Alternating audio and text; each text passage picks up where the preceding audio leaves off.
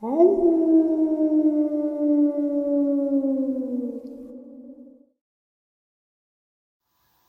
and salutations, everyone, and welcome to tonight's second half. Before we jump into it, a couple links. As many of you know, I rely on Patreon, PayPal, channel membership, and the merch to help the channel to continue to grow and go. Links to Patreon, PayPal, and channel membership is in the description below. Merch displayed directly under the video. Also, Dogman Frightening Encounters, Volume 1 through 3, the audiobook versions. They were written and researched by Tom Lyons, narrated and produced by me, Jeff Nadolny. Those audiobooks are available on Audible, Amazon, and iTunes, links to which are also in the description as well. And finally, last but definitely not least, if you'd really like to help support the channel to continue to grow and go, simply subscribe. It doesn't cost a cent. Click the like button, takes half a second. If you don't want to miss out on any of the informative uploads I put out daily, click that bell icon, and folks, please leave a comment. Why? Well, because all of these things really do help the channel to continue to grow and go. And yes, folks, they definitely do matter. Now, everyone, I have taken far too much of your time. Let's jump in to tonight's second half, shall we? All right, folks, so tonight's second half is a compiled bunch of interviews that I had done with a subscriber named Luke. Luke is coming back on the show in the next couple of days, and I've got a lot of new subscribers, and I wanted to introduce the new subs to Luke and the generational connection in Taylor, Mississippi that he has with Dogman, aka Walking Wolves, and Bigfoot. 5 generations of his family has been tormented by these creatures, and he actually had lost his grandfather in a savage attack by these creatures on their property. Let's get into it. Hello, guys. Good evening, good afternoon. How are you? My name is Luke Mazrich. I'm from Taylor, Mississippi. I'm 40 years old. And I'm just going to tell you, like, what I've experienced down here as far as what y'all call Dogman, but I call them Walking Wolves. So pretty much is, I had a normal childhood. Nothing crazy. I always knew about Bigfoot. I never knew about, like, these Dogman creatures actually existed. Yeah, I heard stories from my parents and my grandfather and stuff like that, but I just thought it was just one of them tales to make sure that your kids don't stay out too late to come home and stuff, to come home on time. So it's just a normal childhood. So, like, I had a friend, which I met, I think I was around maybe 7 years old, Joe. It was actual sasquatch. And it took a while for us to like me get comfortable with him, but he never saw me as a threat because he's like fucking like huge. So he would leave me little trinkets and things like that. So like as I got older and stuff like that, we actually became like good friends. I know it sounds like unbelievable, but at the end of the day, this Sasquatch literally watched me grow up all my life. So as there was things that I was noticing that was going on around my property and stuff like that, and I didn't really know what was going on at the time because I was still like somewhat young. My dad and my grandfather at the time was like, "All right, Joe, you need to get in the house. This and that, Joe. There's some animals that we should be dealing with right out there." So I'm like, "All right, well, we got coyotes, whatever. What's that? Mountain lion, cougar, one of them things." So pretty much. All right, I'll go in there because at the end of the day, I didn't carry no weapon because around my age, a lot of parents let their kids like use firearms, but I never felt that I had any need for it because I never felt threatened until my 20s when I had an encounter with one of these walking wolves, and that when I say that really flipped my view on everything over. It did. Oh man, just give me a second. Anyway, right? So just, can you just imagine watching any kind of werewolf movie, like the biggest, baddest, ugliest werewolf with teeth, and imagine one literally standing there a few yards away from you. That was, that was something that Nightmares was made of. Literally, the thing freaking stood up, and the fingers looked like exaggerated, almost like raccoon hands, like paws, and then fingers. So, like, I literally thought I was gonna die that day. I thought, like, can I make it back to my house, or can I fight this thing? And then, like, when it pointed to me and stuff like that, I saw a few more popped out. I was like, oh man, this is it. And then, like, I heard like a massive, like, roar type yelling thing that I never heard before in my life. Literally, like, down to my knees and fear. And then not too long later, something was on its way towards me. I'm thinking it's one of these freaking wolves coming from inside of me, and I think it was my friend actually, and he went to bat for me. But y'all already heard this story, but I'm gonna tell you what happened after me getting attacked and stuff like that. I think it was about a couple weeks ago.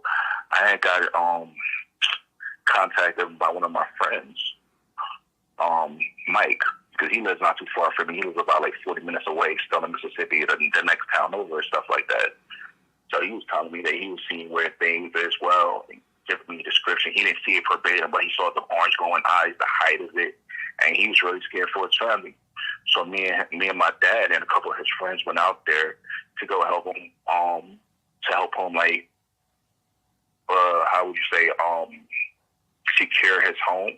Like, we reinforced the doors, put security cameras up, put motion detection lights, like security bars on the first level windows and stuff like that. So as we was there throughout the whole day, we didn't have there was no problems whatsoever till nightfall.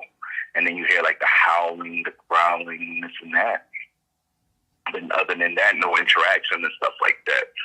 So, like, we stayed at his property for a few days, and at the last day, we was pretty much done. It was just it's pretty much getting dark and stuff like that. So it's like, all right, before we leave, we're gonna test out the motion detection light, the floodlights, to make sure that it works properly. So as we're doing that, we hear a growl coming from the woodlots about a few yards out. So we keep our weapons with us at all times ever since, like, the incidents we've been having. So we had our weapons at the arm, and then we was like looking for like the general direction as where the noise was coming from. And then this I think 7 foot. He was like about 7 foot tall, black, dark brown Dogman stepped out of the brush halfway, growling.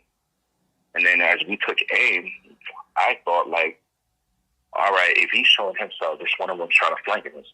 So we're scouting around looking for, like, if there's any other movement. We see another one really, really low to the floor, like, trying to approach. So my dad takes aim at that one, and I keep my gun on the one that was in the brush. And literally, seconds before we was about to fire, like, 2 canisters of, like, flashbangs comes out towards the creatures and stuff like that. These creatures hightail out of there, and we see green dots, like, following these creatures. So we're like, what the F is going on? So we're looking into the woods, have a flashlight and stuff. We see, like, got people in, like, black, like, just shadows, like,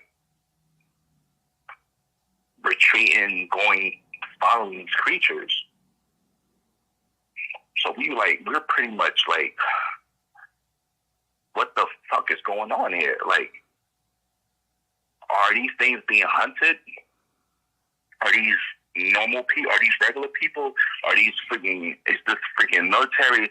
Is this like one of those special one of them agents that one of Will's guys?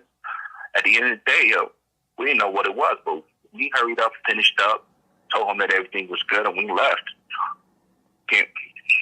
We came back to our property and stuff like that. So like a week or two later went by, he hasn't had no incidents or anything of the nature with the ones that have been stalking his house for a few weeks. But like the encounter that my dad, my grandfather, even I had, like we know a lot about these creatures. We're not experts, but as far as movements, habits, and these things are very, very, very formidable, yo. They're formidable, they're smart, and they hold a grudge, a serious grudge. So my thing to you guys, to everybody out there who thinks they want to see one of these things or hunt one of these things, yo, that's a big mistake, man. Yo, these things, they like Will said, they come from the hind. They also come from the trees, and they're very, very fast. Before you can even get a shot off, they'll be on you in a matter of seconds. Hey, Jeff, do you have any questions for me?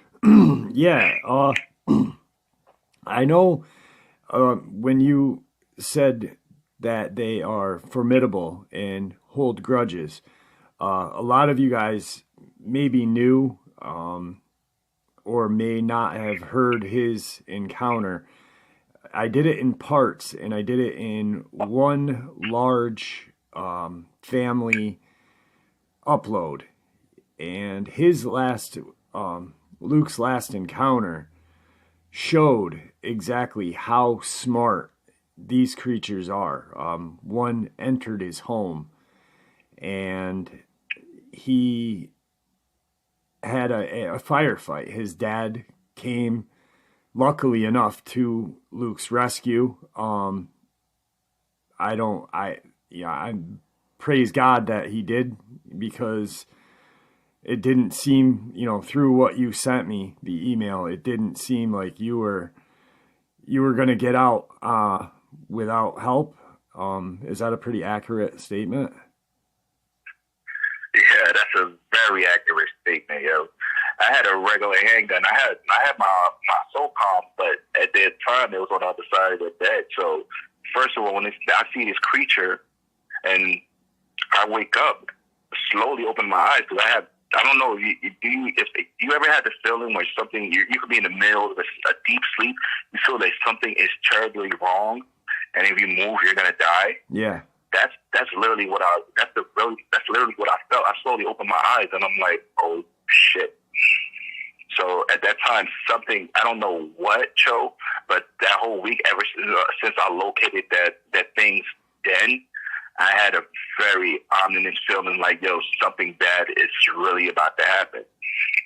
Because I usually sleep with my handgun inside my safe, but that time I slept with it under the pillow, because I literally sent my wife and my kids away at that time, because I didn't know what was going down. I was literally terrified.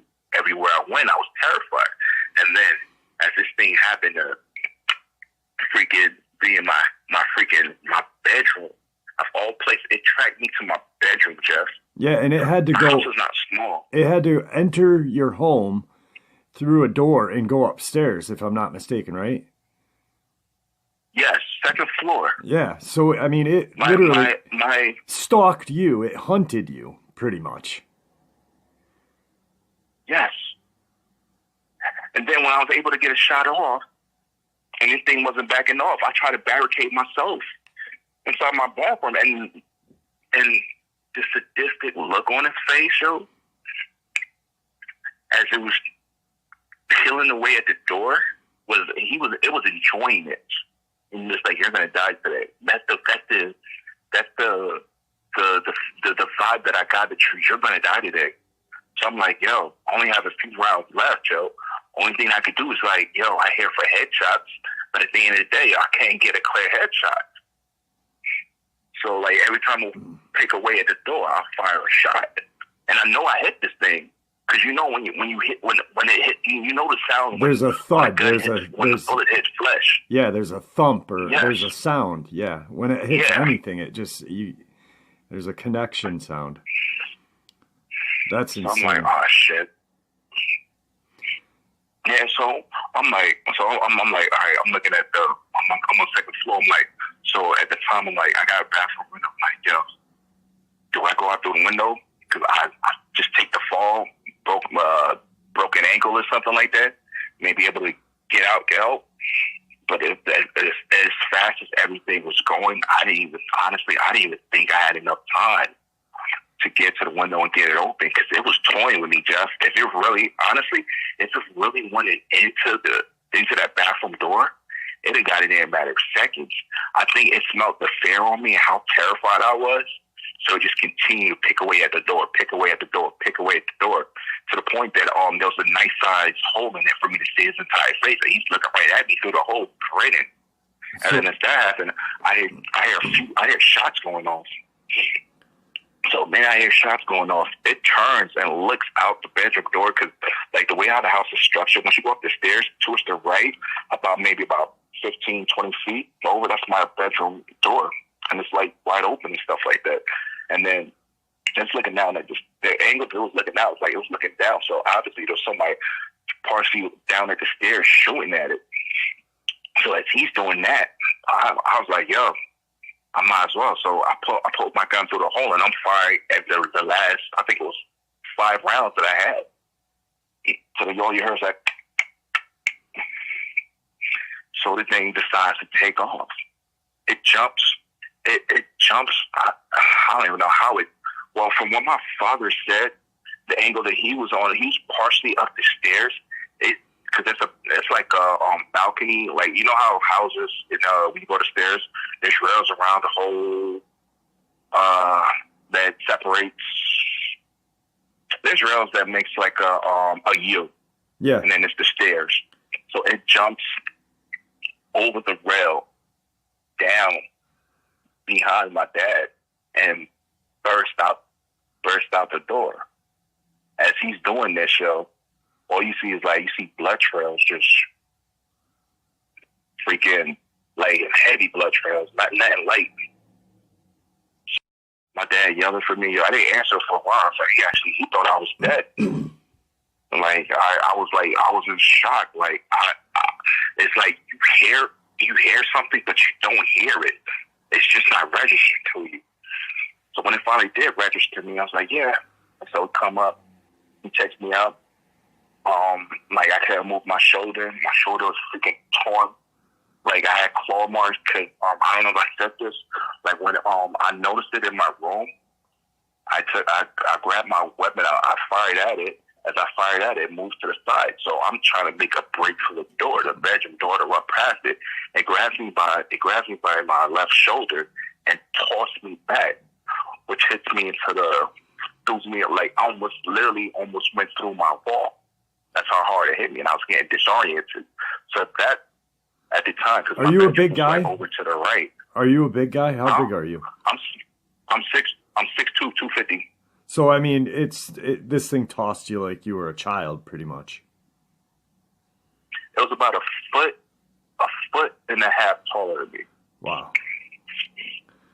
All right, I didn't mean to cut you off. I just wanted to. No, it's not. It's all right. I got an 8-foot ceiling, and it's almost there, with a maybe 6-7 inch gap from hitting the top of the ceiling. The doors are a good 6.5, 7 foot tall, but it had to duck to get inside the doorway.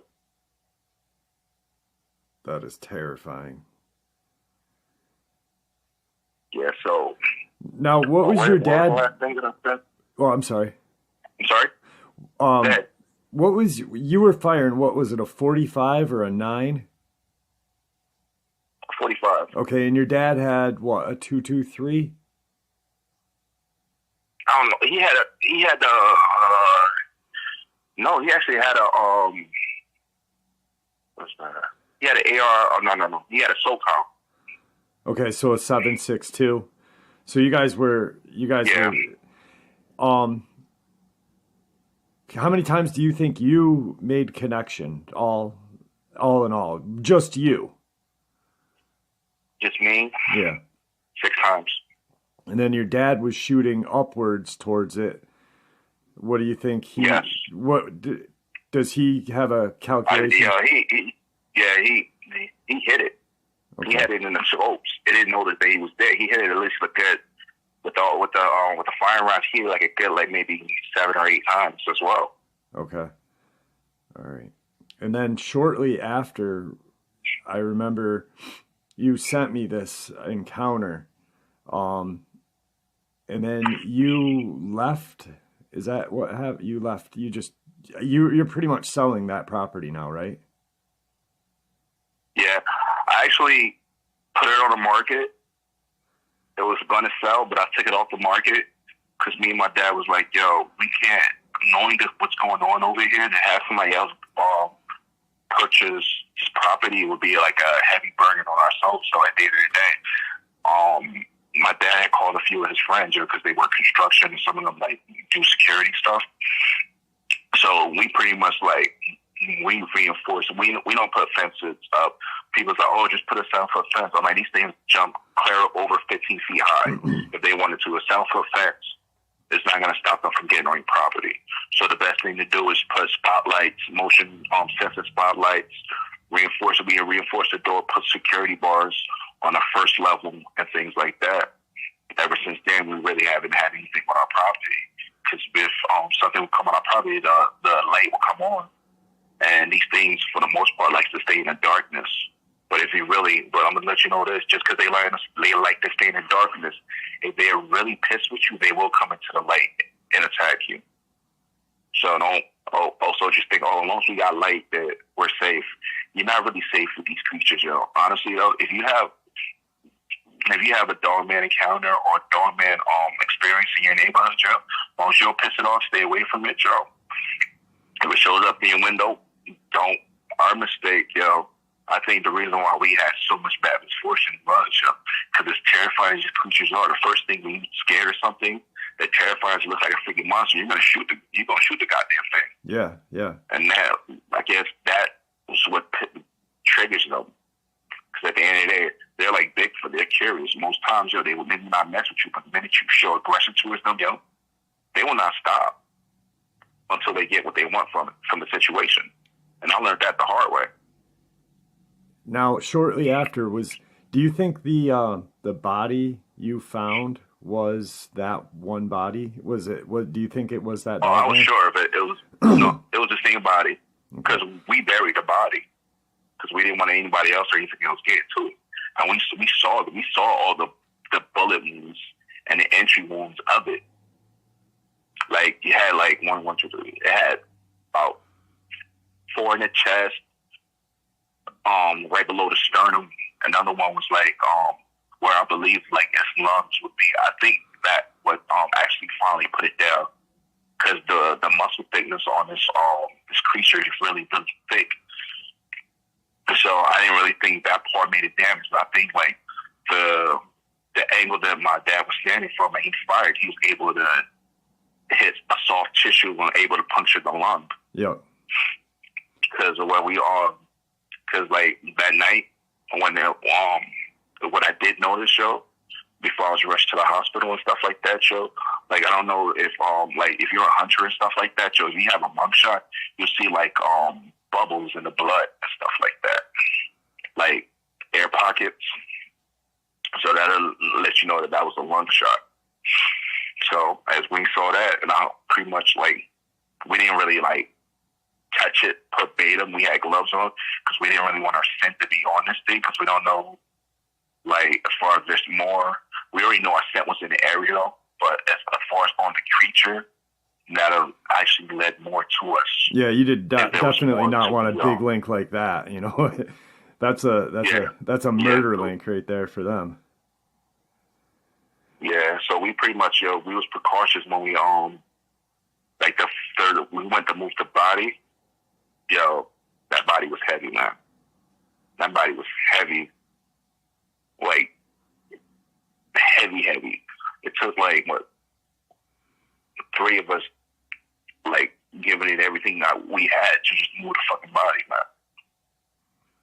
And then the way that it felt like that won't. Yeah, go ahead. Then you buried it, and shortly after. We didn't bury it too far. We just shortly after I contacted you to contact William, he sent in some people there because the body was like maybe about 30, 40 yards from the main road. So we didn't want somebody to freaking like go over there, see it, touch it, this and that. And being that there's Dogman in the area, possibly that'll put them in danger. So from the road, from where the tree, the area where we put it was like maybe another like maybe 10 yards that we moved it in. Like we dug it deep enough hole, buried it, and then we put like rocks around it, like around it, so you can like even somebody like, so if William was looking for it, he'd be like, this is weird. Let me check this out, you know? Yeah, and you gave the exact coordinates to both locations, the den and the body. And then shortly after was the encounter with your friend Mike, and then the men in black appeared. That's insanity. Like, see, people, what I don't get is, people, there's black and white and gray. People live in black and white. At the end of the day, this like about 65% of this world has not been explored. People say that I'm an avid hunter, but you being an avid hunter, have you been through every neck of the woods? There's certain parts that us as human beings can't get through without machinery and stuff like that. And these are where these creatures stay. Bigfoot, Dogman, I'm pretty sure werewolves too. Yeah. So, yeah, we were talking. Just because you haven't seen something doesn't mean. I'm sorry? No, you finished what you were saying. I'm sorry. No, I'm saying just because you haven't seen it does not mean it doesn't exist. Yeah, yeah. We were talking earlier. Like, you see God. Yeah, you don't see God. A lot of people in this world is Christian. You don't see him, but you know he exists. Yeah, yeah. So what's the difference between them? There's evidence every day of the God or Great Spirit or whatever. Yeah. We were talking earlier, and prior to the interview, and I was talking about the Oklahoma, and I said, like that den, and it was by a creek. Yeah. And then you immediately said, yeah, the den that is by my house is by water.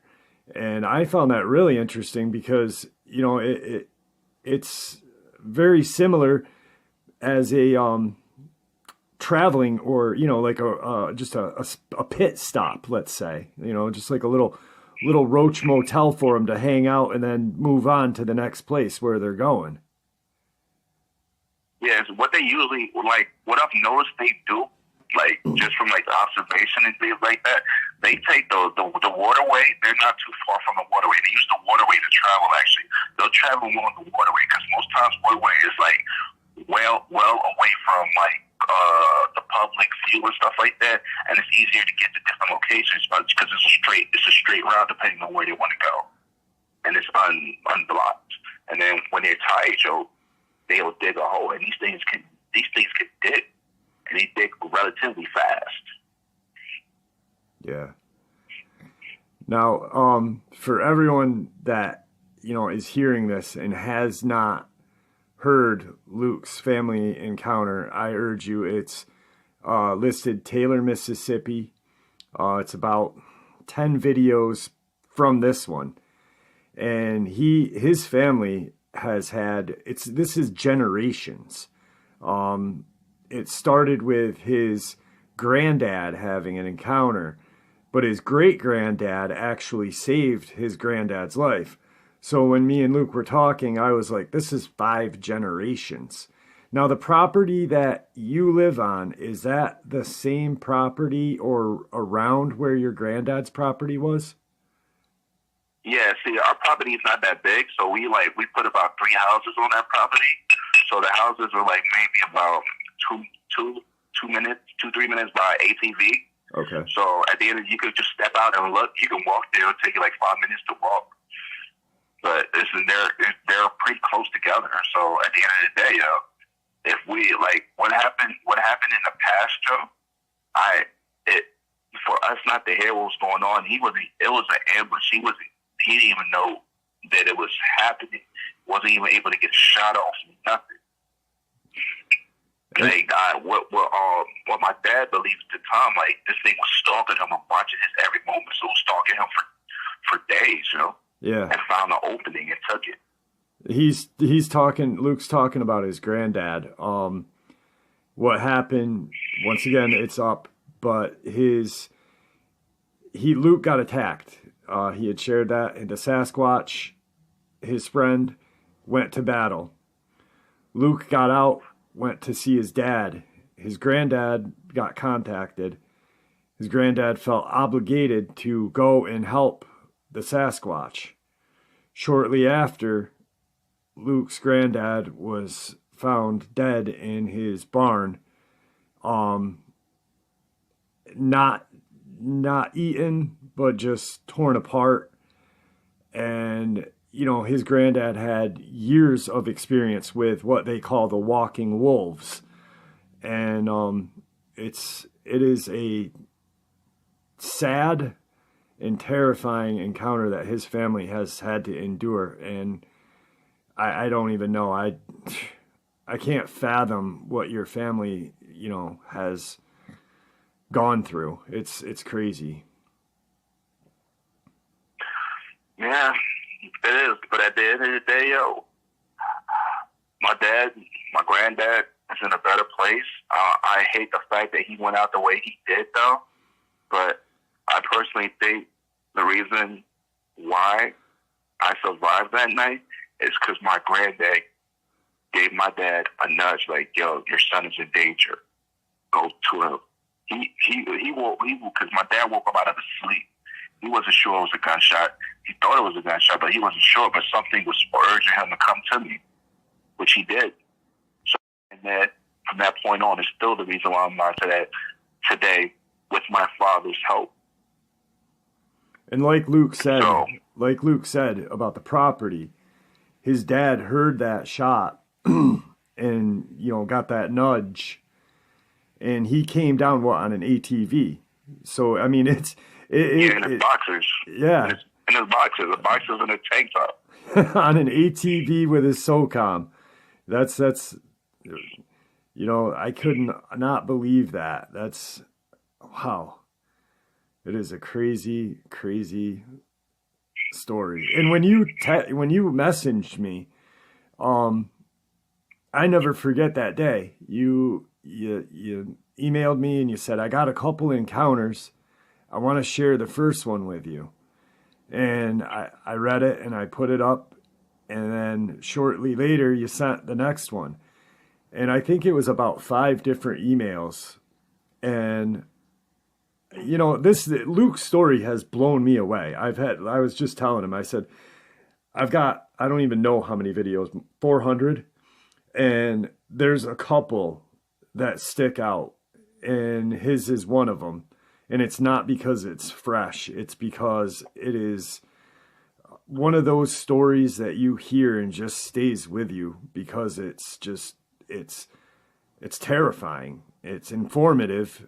It's terrifying, but it's crazy. I have no word for it other than informative and terrifying. And I really appreciate you sharing your encounters with us. I feel terrible that your granddad had to pay the ultimate price, but like you said, he is in a better place. Is there anything else you'd like to share with everybody? I mean, the floor is yours. We got about a couple more minutes. I just want to say, like, I just want to, just to the general public, for y'all believers and y'all non-believers out there, at the end of the day, if you're going to go into the woods, just stay armed, and just keep an open possibility, because a closed mind might be the cost of your life. At the end of the day, these things are out there, they see you before you see them. Most times when you're in the woods, they see you, but they don't really mess with you because they have no need to. But you do have some of those that do stray away. and do want to mess with you. So don't get caught with your jaws open like, oh, these things though is this, and then you run into one and you don't know what to do, and you end up being the next victim. So, yo, guys, please stay safe out there, yo. These creatures are out there, man. These creatures are out there, yo. The reason why there's bodies, it's been proven bodies, yo, but every time somebody puts a body up, the government checks it. Yo, I have my proof, which I'm not gonna put out there until the time is right. So, by the end of the day, yo, y'all need to stay safe, yo, and yo, carry a firearm with you. It doesn't have to be a high-powered firearm, but at the end of the day, yo, they know what they are, and most times they will back off. But do not shoot unless you absolutely have to. And if you do, like Will said, try to you get them in the chest or slow them down and go for a headshot. Because at the end of the day, not too many people can operate a high-powered rifle or high-powered hand cannon. My thing is, so what I realized works for me, like when I can't operate, like when I'm only using like a lower issue, if I can generally just aim for the knee joint, so that'll slow them down. Yeah. FYI, that will slow them down, and that'll cause them to trip up and fumble for you to either get away or get a kill shot. But most times you feel like you don't get a kill shot if you can get them in their legs, yo, because that's the only muscle. It's a strong muscle, but that's the only muscle that has soft tissue in it that will cause them to hurt. The floor is yours. Hello, guys. Hi, everybody. It's good to be back. So, I wanted to start off by saying that the last time that I heard my encounter, I actually went through the comments and I heard some questions, so which caused me to do some further investigating towards my family's past. Because one of the questions that I did see was that these dogmen, as you call them, are like very revengeful, and for them to be as the way that they are, that somebody in my family had to wrong them. So with that being said, I went to my dad and like I was pressuring him to talk to me about like what was going on. Did they have any encounters further prior to the encounters that I was told? And then eventually I got my dad to break down and told me about my great-great-grandfather. At the time, he was a police officer, and he was only a police officer for 6 months. The reason why that was is he had got a call one day, some kind of disturbance that they needed a patrol car to go over there and take a look. So when he got there, this was a story that was told from him to his wife, son over her. But anyway, let me get back to it. So he goes there to a house or a property, however you want to call it, and then he saw what appears to look like a bear. So what he did was he turned his sirens on and tried to get it to scare him to go away.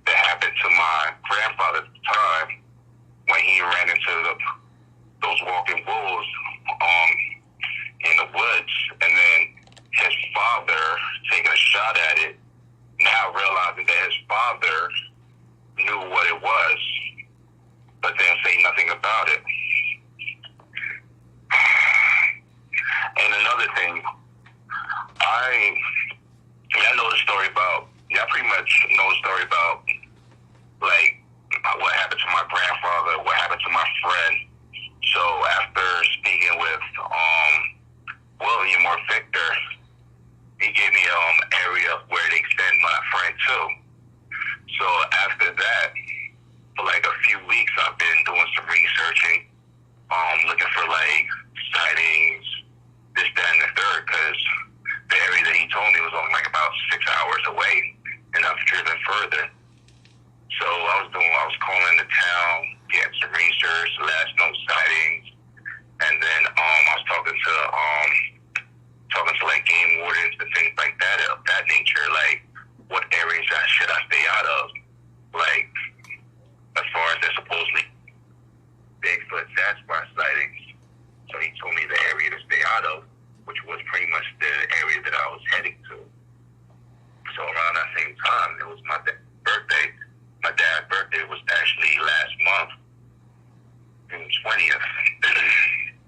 So I and a couple of his buddies to go on a trip, like a camping trip, just hang out with the fellas.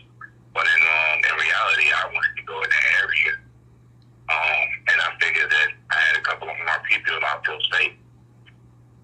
So we went there, we had a good time for the most part, and then we had an issue with us running into a family of Bigfoots.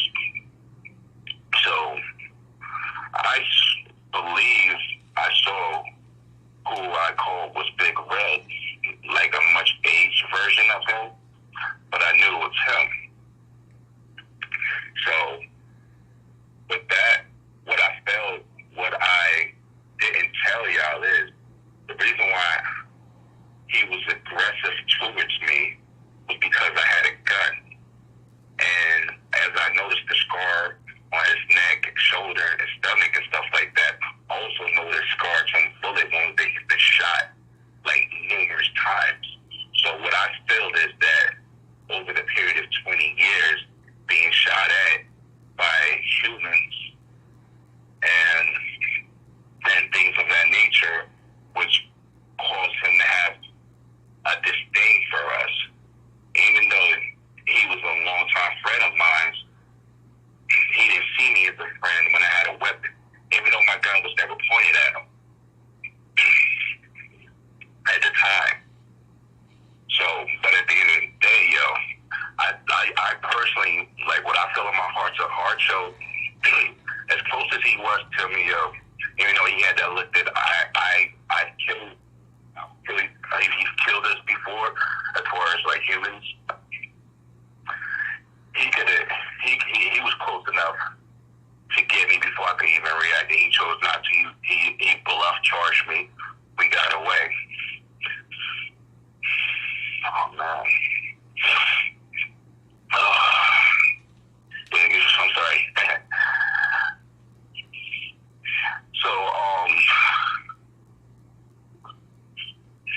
So pretty much after that, I was happy and I was sad at the same time. Like I'm like, yo, my friend's alive. But the question was, he's still my friend. Like he had a look like that time the last time I seen a look like that in his face was 20 years ago when he came to my defense. And that was that broke my heart. It really did. To look at me the same way he would look at these walking wolves. So anyway, we they wanted to go back, but I was like, no, let's stay for a while. So they decided, we'll go fishing. So we went the opposite way to a creek not too far. And we went fishing. Like I said, we caught some bass and trout. It was pretty much, I was actually starting to enjoy myself, even though I still had that in the back of my mind. It was relieving. I felt a little relief, I should say. So that was about an hour or two, couple hours. I forget how many times went by when we decided to head back to the RV. So as we doing that, we came in on 2 ATVs. There was 4 of us, 2 on each ATVs. We had a cooler strapped to the back of the ATV. So we put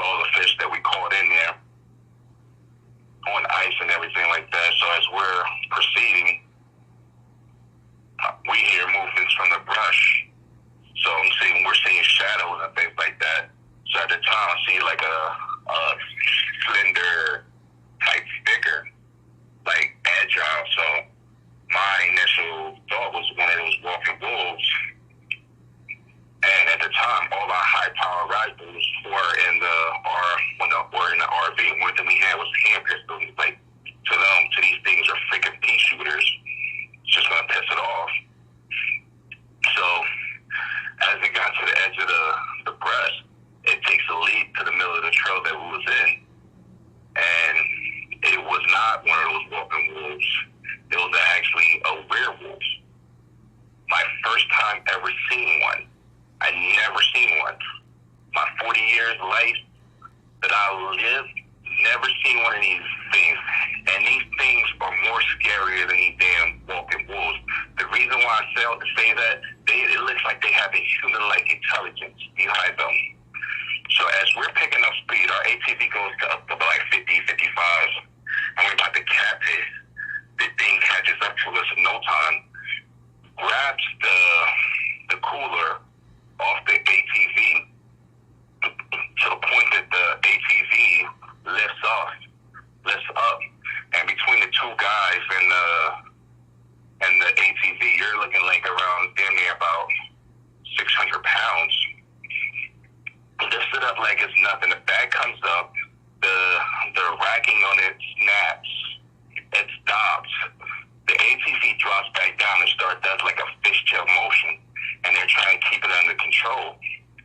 And as I'm looking back, this thing was laughing. Like, I got your food, what are you going to do? So I'm like, wow. Yo, this is crazy. It's time to go. I can't take any more of this. So eventually we left that night.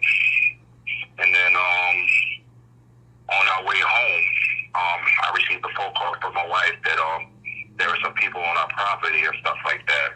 So I told her, because at this time she wasn't there. She was out with a relative.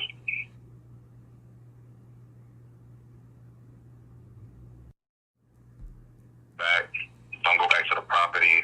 I'll be home in X amount of time. So we get there, we drop everything off, we drop our friends off, come back to the house. Haven't been in the house, not even 30 minutes, people come knocking on our door. Like, don't know who they were, what they want. So I go to the door with one of my handguns, and at the end of the day, I don't know what to expect. It was on my property when we wasn't there. So supposedly they're special agents.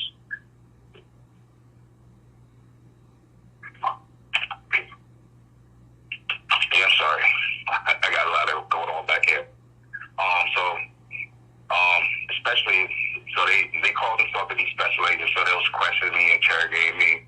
At the end of the day, I was tired. I didn't want to hear anything they had to say. They threatened me. They threatened my family. They said that if I'm withholding information, I might as well give it to them now, whatever proof I have, and things like that. And then if I'm like if I'm hiding people because they're looking for certain people, I didn't get the gist of what he was talking about. So I was getting upset. I was tired, so I asked them to leave my property and stuff like that. So eventually they did. So, and then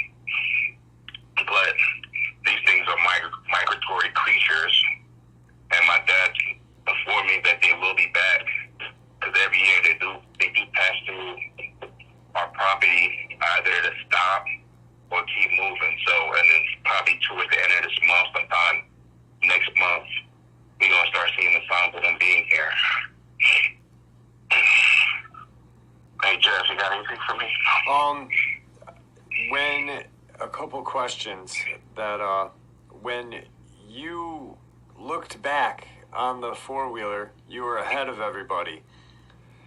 You had stated that when the werewolf had grabbed the rack and it had the cooler in its hand, it kind of smiled at you. Can you kind of describe what that smile looked like a little bit for us? Yeah, it's like pretty much like, you know how you smile like, yo, you think you got a fast, you pulled a fast one. I'm the one who had the last lap, as if we thought that we could actually outrun him. And then he caught us in no time, and he was like, I got your fish, I got your food, now what? You lost, I won. It was almost like, it felt like he was toying with us. Like he was almost playing a game, like he saw you guys fishing and he said, oh, I'm going to take your food now. When you saw your friend, and you and I had been talking about it yesterday, we spoke, that's when you were like, I think, or I know why he was so aggressive was because of the bullet wounds that were in his body. When he was there ever a sense, I mean, you obviously recognized him. Was there ever a sense that he recognized you? Like, was there ever a point in that altercation that you felt like he knew? Yes, there was. Because when he first looked at me, you know how, like, you have that look when you ain't seen somebody in a while, you're like, oh, shit. Yup. That's the look that I briefly got from him. And then that look, as quickly as I got that look of aggression as well. So that threw me for a loop. Right. And then yesterday we were talking, when he gave you that look, you were thinking the bullets and that, but he's never seen you with a weapon at all, you know, as you were growing up. Yeah, I never had no need for a weapon. Yeah, growing up, I never needed one. I used to play in the woods, and at the end of the day, he was the biggest thing in the woods. Right. So that was pretty much my weapon. So I'm guessing, like, when I actually thought about it and had time to think about it, I'm like, bullet wounds, guns, he's pissed off. I'm pretty sure he thought I was going to shoot him. Now, when you said family, what detail or what entails the family? Was it him and what else? It was him and two others. There was by the looks of them, yo. They wasn't like his color. There was maybe a shade lighter than him, and they looked like juveniles. They was at least about, I would say, maybe 6 feet, and they stayed hidden. I knew where they was at, because when they got our attention before he came up on us, because he flanked us from the back, and then he ran into us from the back. Okay. So I'm thinking that those are his kids, his offspring, his children. Yeah, he was probably taking them out. And so I'm not. Yeah, and also another thing with that being said, being that they're juvenile kids, I also think that's another form of why he was so aggressive too. Because his children was there, he didn't want his children to be in danger, and he didn't want children to associate us as friends, and then his children come out on another human, and then ends up getting shot and killed. Yeah.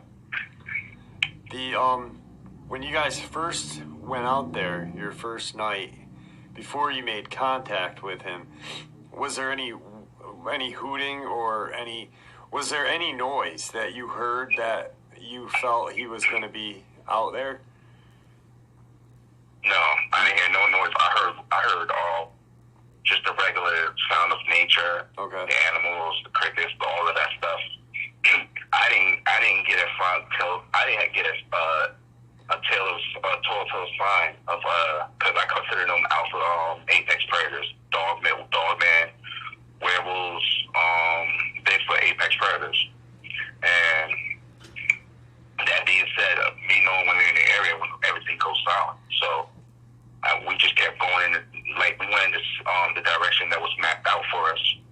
So just kept going in. I kept hearing birds, this, that, and the third, everything that was pretty much going on in a while until I reached the area where I didn't notice it anymore. And then shortly after that is when we ran into the two juveniles. And then another thing is what I forgot to mention was when we saw the two juveniles, one of my dad's friend had pointed a gun to it, and I had put his hand down. Like, don't do that. Right. And then another thing is I don't know if their dad saw him do that. And then another thing is that I also forgot to mention, but I think I mentioned it prior, before he charged us, is the same friend took a shot at Big Red but missed. So that's another thing that threw him into like thinking fury. So at the end of the day, because no matter how big they are, from their skin and their muscle are like a lot more dense and tougher than ours. Then right now, at the time, the only thing we had was hand pistols. Yeah, we could all fire a shot, but before he got like maybe 3 or 4 shots off, it already been on top of us. And then his dad is like freaking massive, and he still moves like he's young. Has he grown since you last seen him? It was a pretty bad situation fast. Has he grown? Has he grown since you last seen him? Did he look like he was bigger? Nah, he's still about 8 feet tall.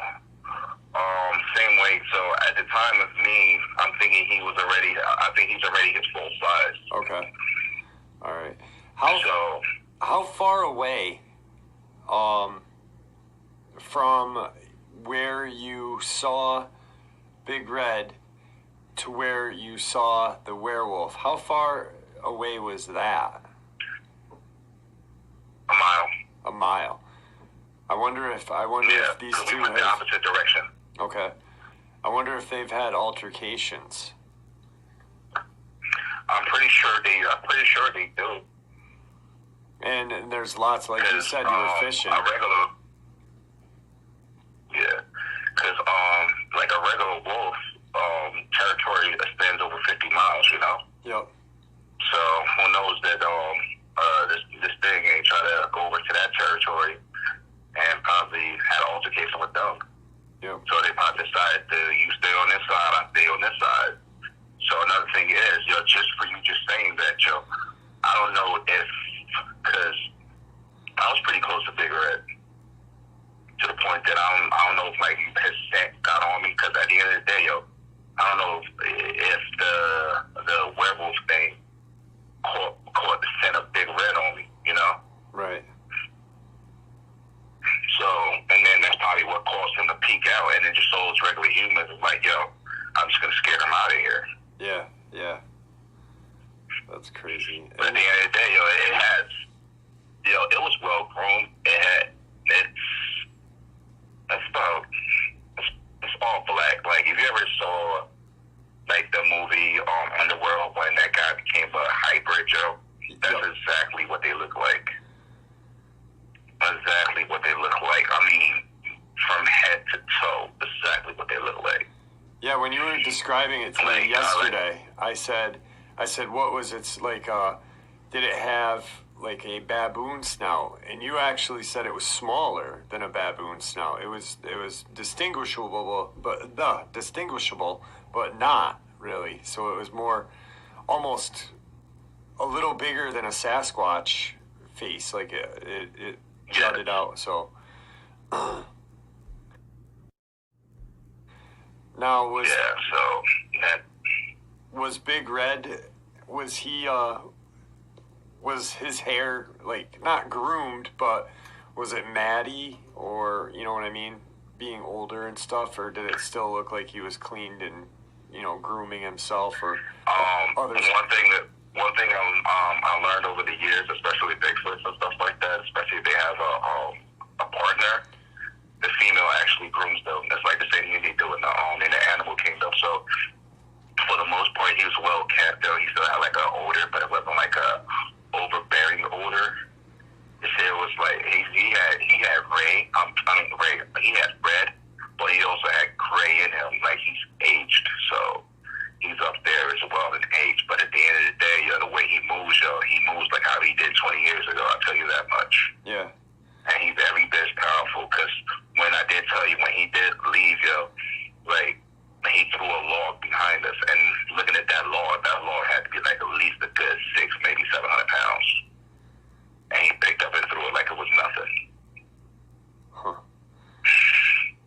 Was there any vocalization during that time? Yes. He yelled at us. Okay. Now, there wasn't no roar. Right. There wasn't a who. It was like, yo, alright, I'm about to do a light, but they'll put like as much bass and power behind it and just put it behind the amplifier. Right. That's how he yelled at us. Did you feel it in your chest? Like, did it reverberate your body? That I didn't feel that though, but it was loud enough that it had my ear ringing. Okay. All right. Wow, that's insane. Now, with the maybe it growled or something like that. Right. That weird, because I'm time that he growls, and like his growl is a cross between like a dog and a human. Like that's pretty much what their growls are. It has more human in it than anything, but it still has that primal. It's like a primal growl. That what it does is, at the end of the day, yo, if you get hit with a, like what's that? What do they call it? Ancestral. When they growl or howl at you. Yeah. What it is, it attacks your nervous systems. It pretty much cause everything to reset. So at the end of the day, you're thinking of running, but your body's not moving because your body just been reset. That's what like alpha predators do in the animal kingdom. Like when a lion roars at its prey, most times the prey backs down, or they get to a point where they don't even think they can run. So I think that he's aware of what his growl does, or his roar, however you want to call it. So I think he purposely yelled at us enough for us to get the point, and it was loud too.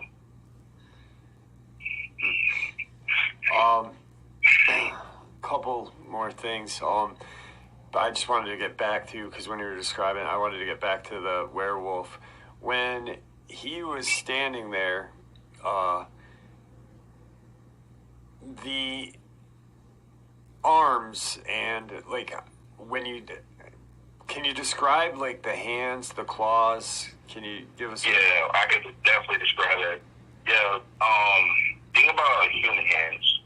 I mean, not no dog paws with exaggerated fingers. No, think about actual human hands, 4 fingers and a thumb. You put like claws, claws behind it. Then think about it, maybe about 2 or 3 times longer than a normal human hand. The forearm is exaggeratedly long.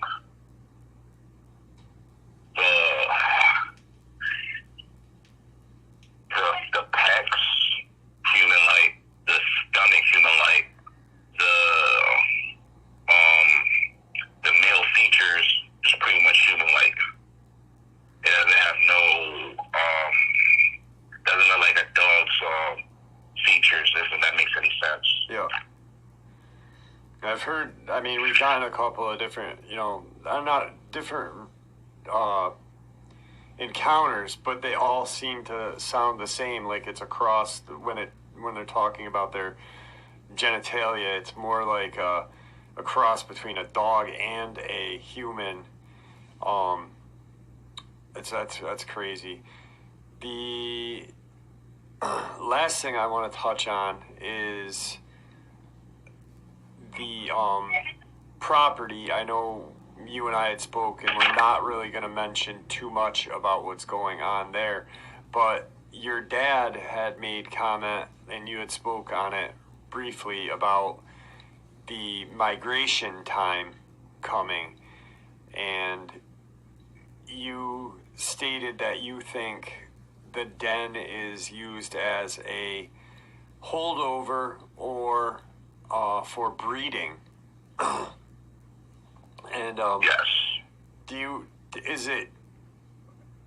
think, I mean, because you've lived on this property, your family has lived on the property, and you've said you've heard what you thought was the sound of breeding. Is this breeding time around now for them, you think, or it really doesn't matter? you know how like some animals have a certain year when they breed, and you know. Yeah.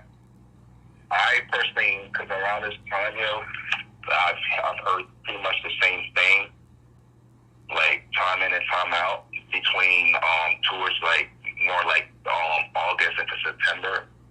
So that is a very strong possibility that it's there. Not only a migratory time, but an area time for them to breed. They come to areas.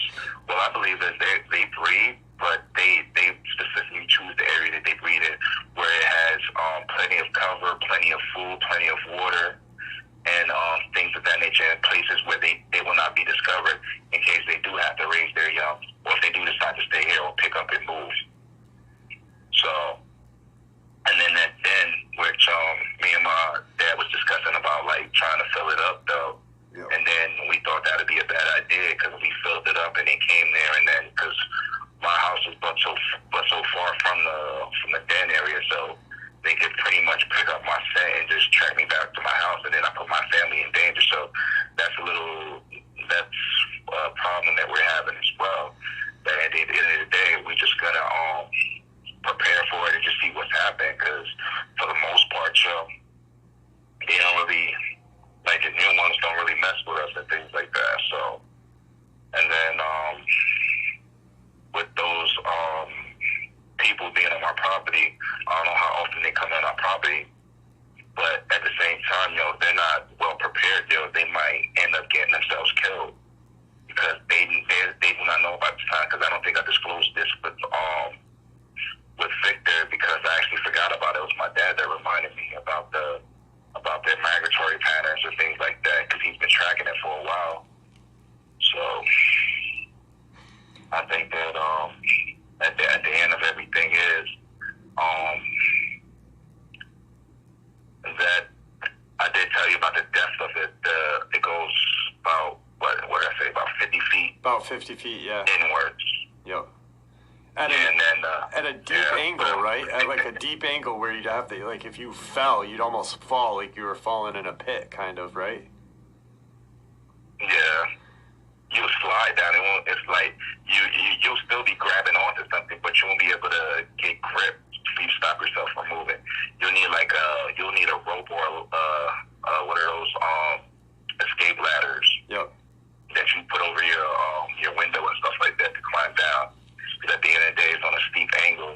Unless you got one of those hiking mountain climbing boots with the spikes, and they might be able to stick your feet into the soil. Hopefully it stops you there, because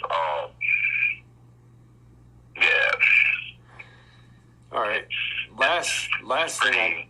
Pretty deep and spacious. Last thing I want to ask you, unless you have anything else you want to share after, when you had your encounter with the Dogman walking wolf, and that I love how your family has called them the walking wolves, because I think it fits the Dogman better than anything. I think it's a proper name for them. Yeah, because I think the reason why we call them that is because they're wolves and they freaking walk like men. Yeah. And not dogs. Now, when you had nothing to do with dogs. Right, when you had your encounter at the house and your dad rescued you, you literally thought you were going to die that night. I just am curious if that Dogman was a werewolf, like the one you saw on the trail. Do you think things would be different? Do you think you... Yeah, I would have been dead, and my dad would have been dead. So the reason why I said them things are a lot smarter and a lot tougher than what they appear to be. Okay. All right. Because at the end of the day, like you and I both know, I did not. Well, I don't know I won't say that my dad would be dead, but I know for a fact I'd have been dead. The minute I fired that shot off, it would have pissed it off and he would have killed me. Yeah. I don't think he would have toyed with me the way the freaking Dogman did. Because at the end of the day, the Dogman caught me while I was sleeping. He could have killed me at any moment. It's like he wanted me to see him. Yeah. Before he attacked. He wanted me. I had that feeling like, yeah, I'm in your house. You came to my house, now I'm in your house. What are you going to do about it?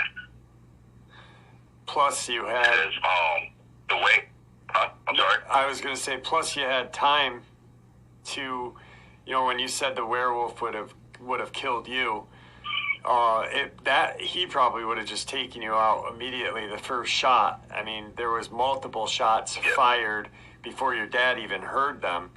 So by the first shot, your dad might not even heard the first shot, and you would have just been taken out by that thing. So, oh God, that's crazy. That's why I felt like I was being toyed with. And another reason why I feel that because I've seen the Dogman move at what I supposedly be his top speed, and how it jumps and moves. This werewolf thing is twice as fast, twice as agile, and it's like it has like a sharp finesse. And when it jumped about 20, 30 feet from where it was at, and like it landing close, we didn't hear no impact at all on how it landed. Like it landed like a cat does when it jumps off of something. That's how. And then like it pretty much, see, the reason why I think it's more dangerous because it's self-aware and it has human-like intelligence. Not like these not like these walking wolves, because the only thing they're driving on is instincts. That's crazy. So it's like, you gotta think of it. It's like having all of the walking wolves qualities with a human intelligence behind it. And and these things, and the way that, like, literally the way how it picked up the, like, with one hand picked up the, because it didn't wrap its hands, it didn't wrap its hands around the cooler. It actually grabbed its fingertips or its claws, just pretty much dug into it and just picked it up.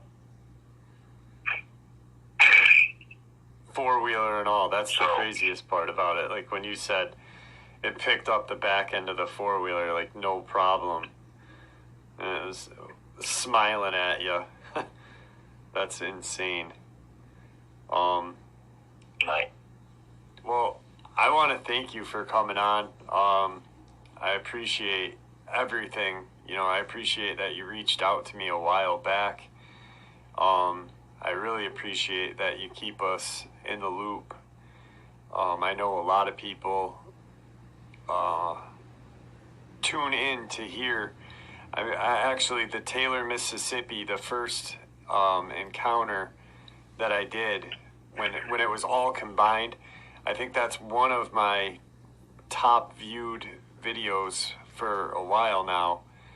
And it's people. I think people realize that Mississippi and Virginia, North Carolina, the areas in the South are a hot spot. And just like when you talk when you talk about Sasquatch, you automatically think of the Pacific Northwest, and Dogman and Werewolf would be the southern states. Yes, we have them up here. Yes, they have them in Michigan. But with the LBL, I think there's just a lot. Like you said, they're migratory. They're just traveling all over, just hunting food and hunting a way of life. And I think where you were in Georgia is a perfect place. You've got water, you've got caves, you've got everything. Oh yeah, the caves. We saw a few caves actually from a distance. Right. So depending on what side we are, because at the end of the day, all three of them are there. If you got a Sasquatch, you got a werewolf, then you definitely got a walking wolf as well. I think they're sharing that territory. They don't call it, you don't mess up, you don't come over here, we ain't gonna have to problem. I don't come over here, no problems. Right. Because it's like it kind of, if I was to take a guess, and so if you just draw a triangle, the top of the triangle is where the Sasquatch is.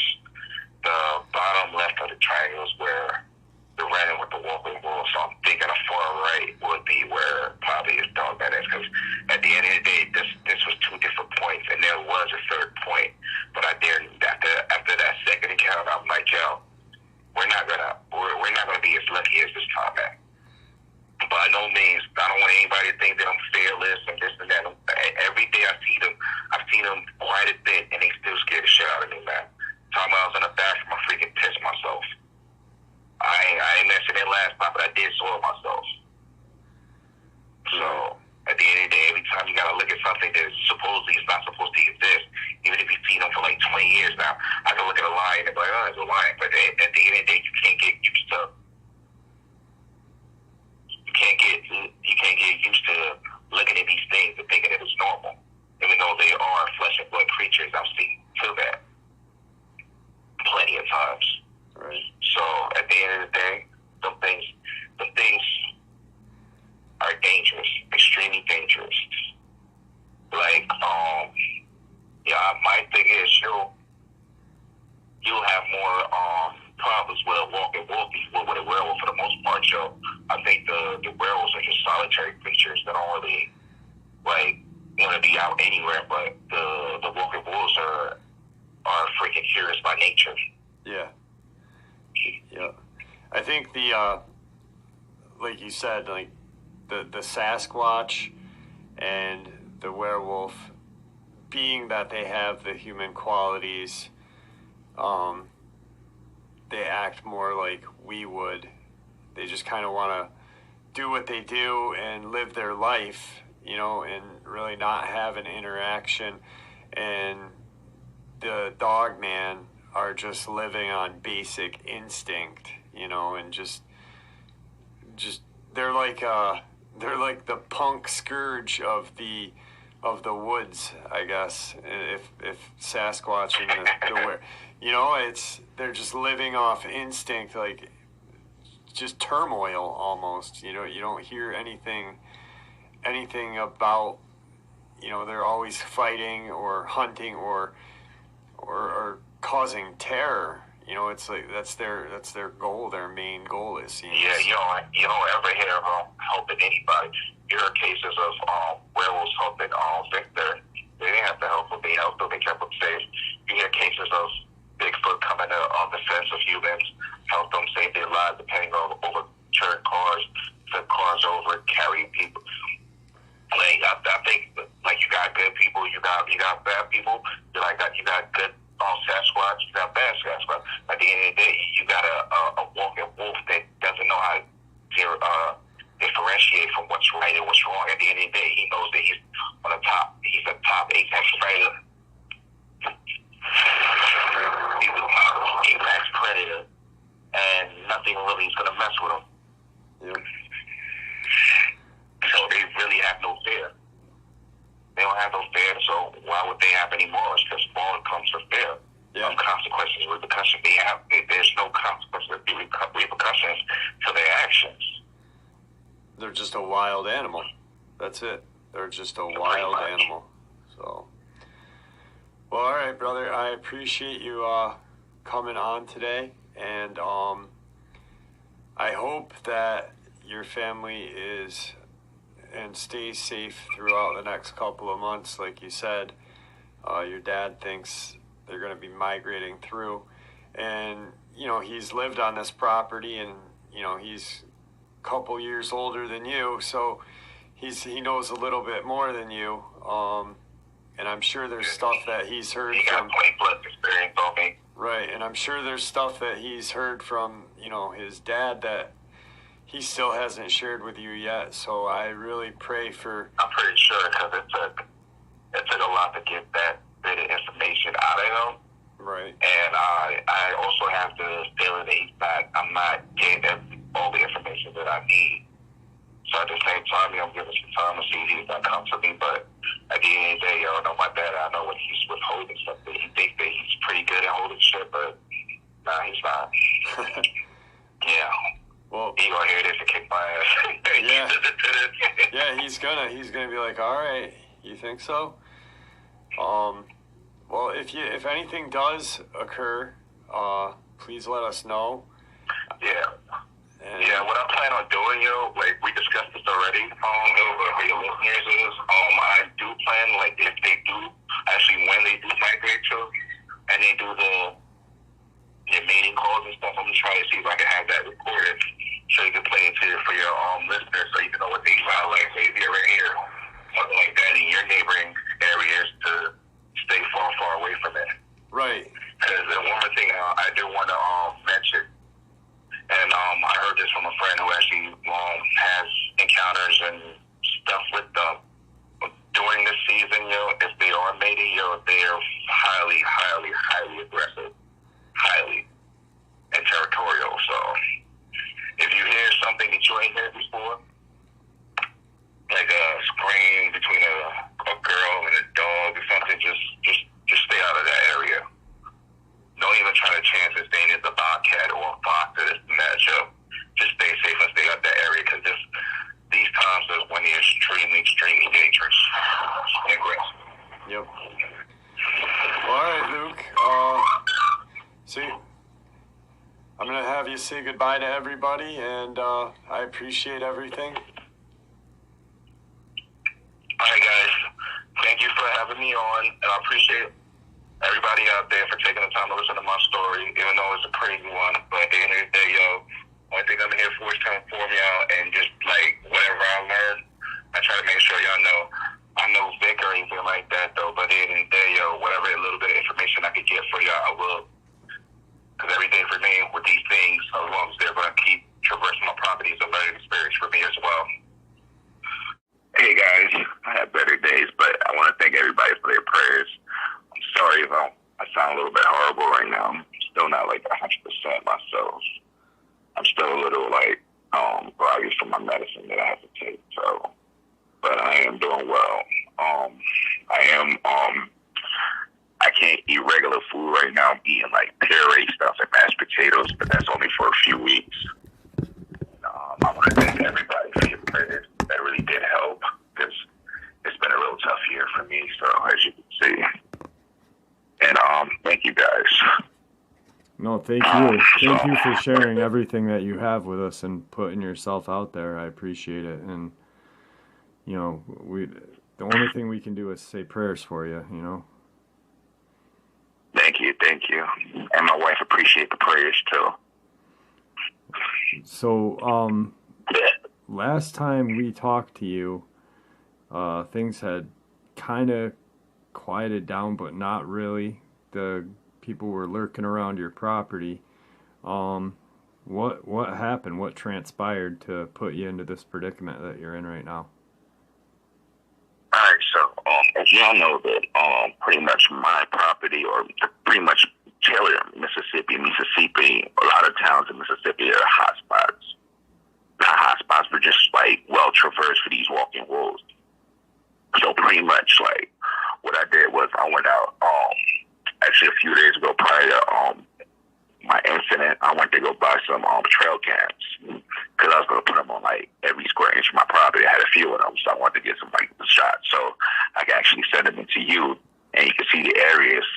I just like my house area, so people won't figure out where I live. But I was going to show like I was going to place it like around a dead area, this, that, and third.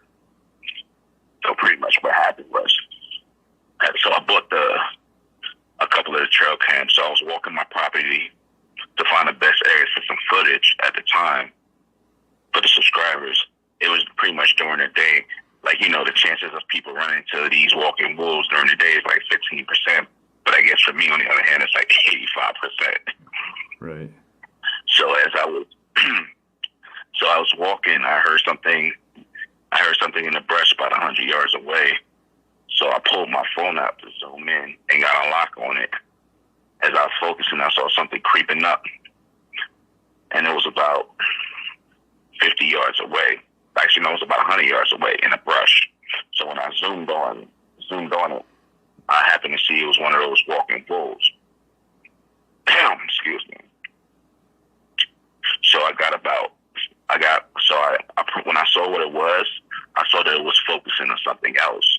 So what I did was I crept up on it. So I got about 60 yards of it to see what it was hunting.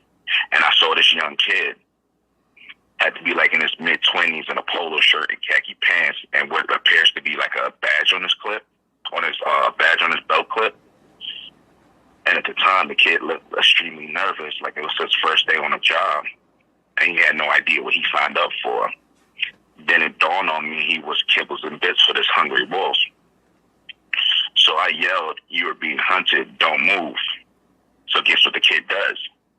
He moves, trying to reach for his gun, forcing me to pull out my handgun and firing shots in the direction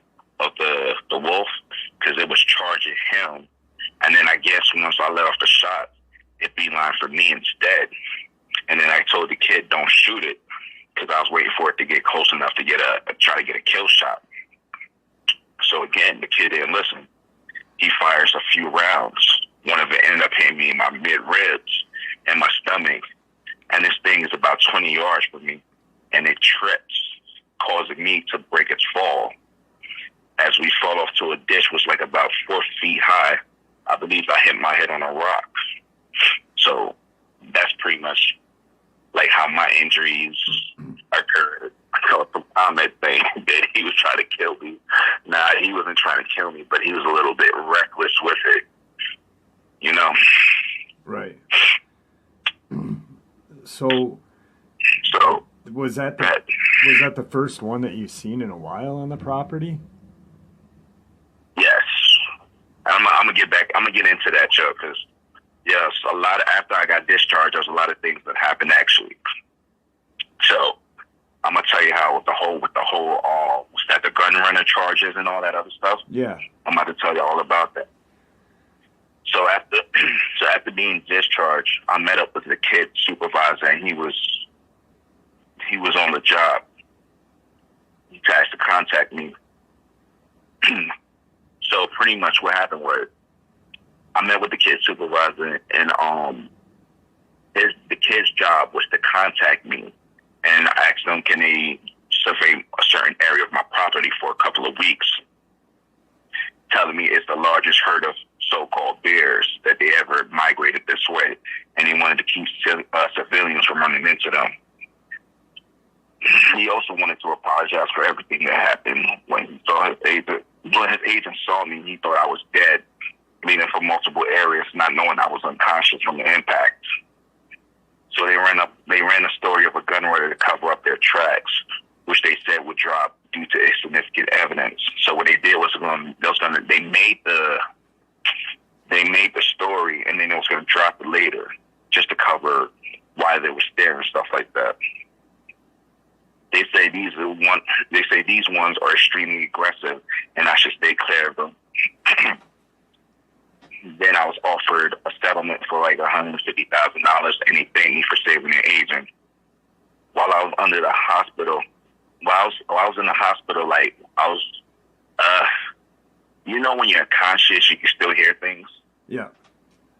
Yeah. So pretty much, I heard what I believe was like hospital staff and like maybe one of those agents talking, and which leads me to believe that these people have like hospital staffs or medical staffs in a lot of hospitals to monitor certain things, like as far as like certain incidents, whether it's like certain kind of animal attack, this, that, or third.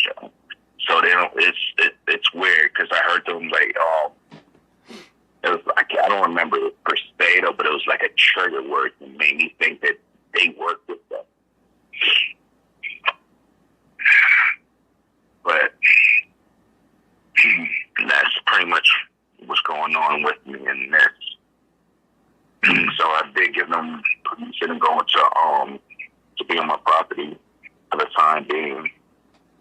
So like they gave me this I have this paperwork. I read through it. It's like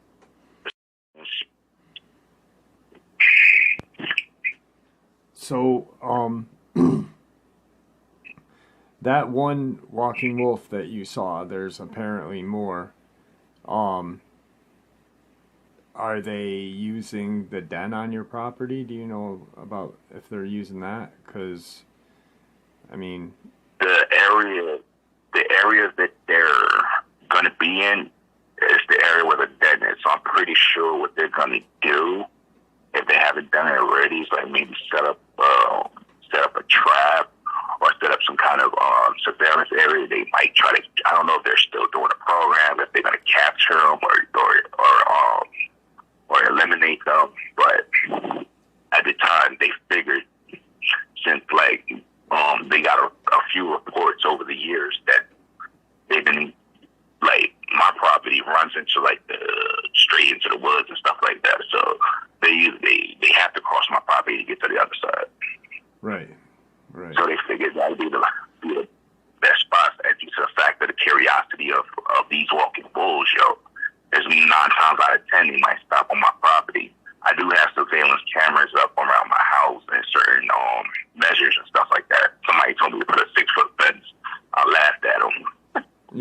I Like, know. yeah, just put a 6-foot fence. I'm like, you aware how high these things can jump?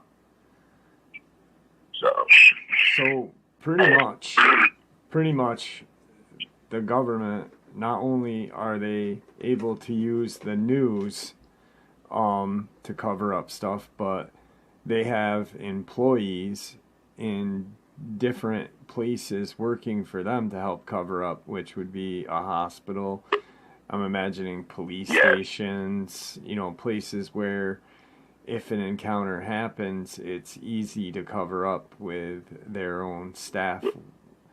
So Yeah, just think about it. All right, say somebody gets into an accident, suppose an unidentified animal attack, this and that, and then the wounds that they feel, they've never seen it before. So what the people can do, because I've seen this happen, they can just erase, they could take care of the patient, treat them, send them home, come back to pay a bill. There is no bill because she was never here. right. Record showed that she was never there. And it's a click of a button. That's So absolutely crazy. I'm so glad that you're okay. When I got the email from your wife, none of it made sense, and with the gun running and this and that, the illegal stuff that was going on, I was like, this does not make any sense. Like, and then you emailed me maybe I got 2-3 emails from your wife, and then a week later, I'd say, I got the email from you saying you're okay, you'll explain things, and now this makes sense because everyone was like, illegal gun running, what the hell, like, warrants, and it was so bizarre, and now it makes sense. let me tell you something about the warrants, though. That's one thing I forgot. I talked about the warrant show. Even though they did the illegal gun running as a cover-up, they still got warrants because they were looking for specific things that they believed I had on my property that was contained in these walking bullets. Okay. And I believe they did get certain things that I actually had hidden because they had to search the house. But they didn't, like you said, they didn't find no weapons or everything was registered. But like certain things, evidence, pictures, such and such, like things that I had sent you prior, that they have that. Okay. All right. So they were covering their ass on all the angles, pretty much. Yeah. That's and crazy. Before my dad realized what was happening, they was in and out. They got what they wanted. It was gone. Yeah. Because my wife had told my dad, like, hold up, no, that's not what's gonna happen. But by that time, it was too late. They did what they was gonna do. So how was you gonna bring that up? How am I gonna? I can't prove it. Yep. I can't prove it. It's just not mine. And even I could, they'll make it disappear, make me look crazy. So I was like, you know what? It's like this. I gotta have plenty of chances to get more. Yeah, absolutely. That's why. So. Wow, I can't even. How are you feeling though? Are you feeling all right? Like, how's you got how many broken ribs?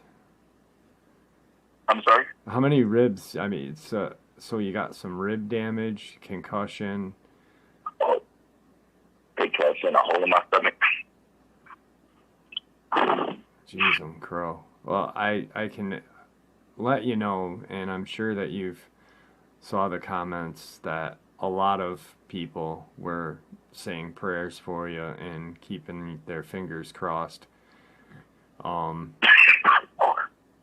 Since day one, when you sent me your first encounter, you've been part of this family on this channel, and then the very first interview, I think you connected with a lot of people because they could hear the honesty and how good of a guy you are. So I appreciate that too. And, I'll keep you in my prayers for ever, probably. So. Thank you. You're welcome. Thank you. You're welcome. Well, I do want to tell I do want to tell you and the listeners one thing, though. Y'all might think I'm crazy for what I'm about to say, though, but me and my dad do plan on taking a trip back to Georgia mountains. Just me and him. Yeah, just to go see the old guy there, see if he's all right. Yeah, I have to see if they were the traitor or not, or it's just like it's just its personality now. Yeah. So it just means I just can't leave that alone. I'm sorry. So and they were like, yeah. He was like, what if you run into this? At the end of the day, right now, I know the general area that he's supposedly in. So I'm gonna get as close to that area as possible. And these like I said in the past interview, if there's probably one on every section of it, they won't cross each other's territory. Right. They won't. So. Wow. Yeah, well, when you do go there, keep us in the loop, because I'd certainly like to know how that trip came out. Oh yeah. In the loop, I got a GoPro. I'm about to record everything. That would be amazing. That would be truly amazing. We plan on doing that this fall when you're healed up, or next spring. Yeah. Yeah. Right, this fall. I'm trying to get there before it gets really, really cold and stuff like that. Yeah. Just make sure you're healed they up. Don't stay there too long. Yeah. Now, since you've been home, they don't stay there. Since you've been home, has there been any walking wolves, any sightings, and nothing? It's just been quiet now. Yeah, it's been quiet. Good. Plus, these people are already on my property, so they're doing their things. You see a couple of blacked out SUVs and things like that. So yeah, I mean, yes, at the end of the day, this guy sounded really concerned about what's coming. Supposedly this before, so I'm the most I ever see during their migratory periods, maybe 5 or 6, and he said it's way more than that, way more than that. So it's he said it's something is going on with them, that they're all literally ganging together. You know, so I don't know. It's I'm sorry. I was thinking about that when you had just said that there were a lot of them, more than they've normally seen. Just recently, I don't know if you heard the episode where the gentleman reached out from Pennsylvania, where he had shot one in the face. Yeah. Now, he said there was multiple ones in the woods that they could hear.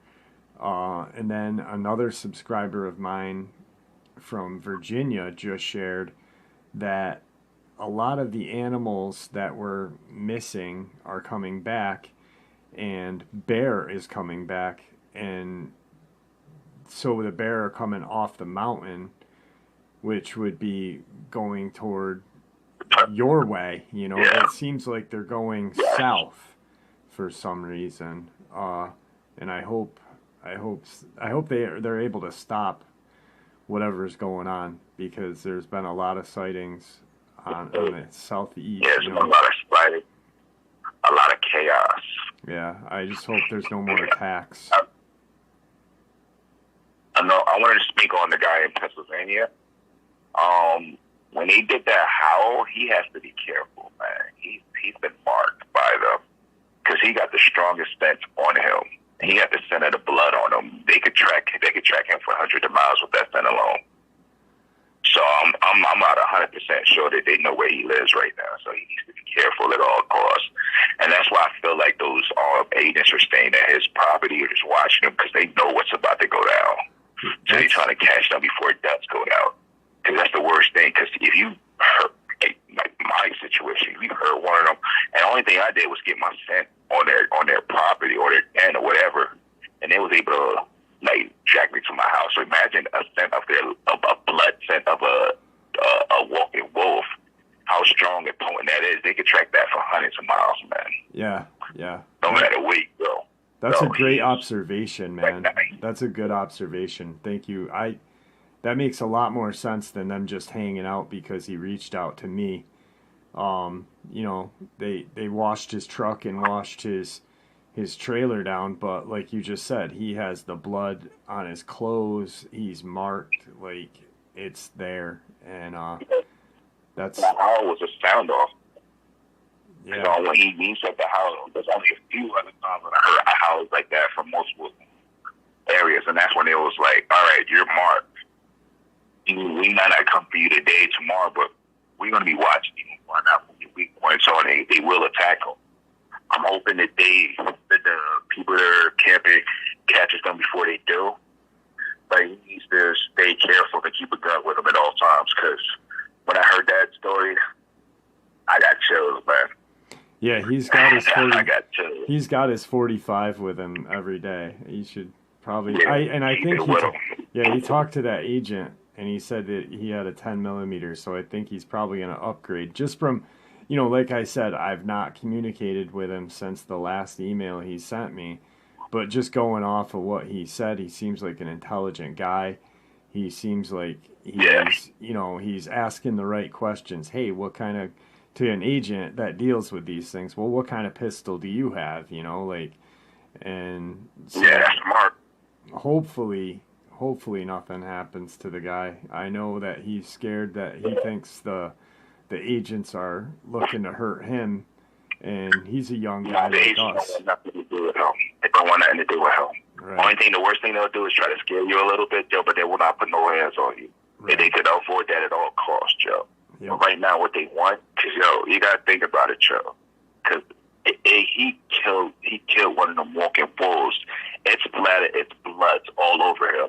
Then you heard how they saw him. They smelled it on him.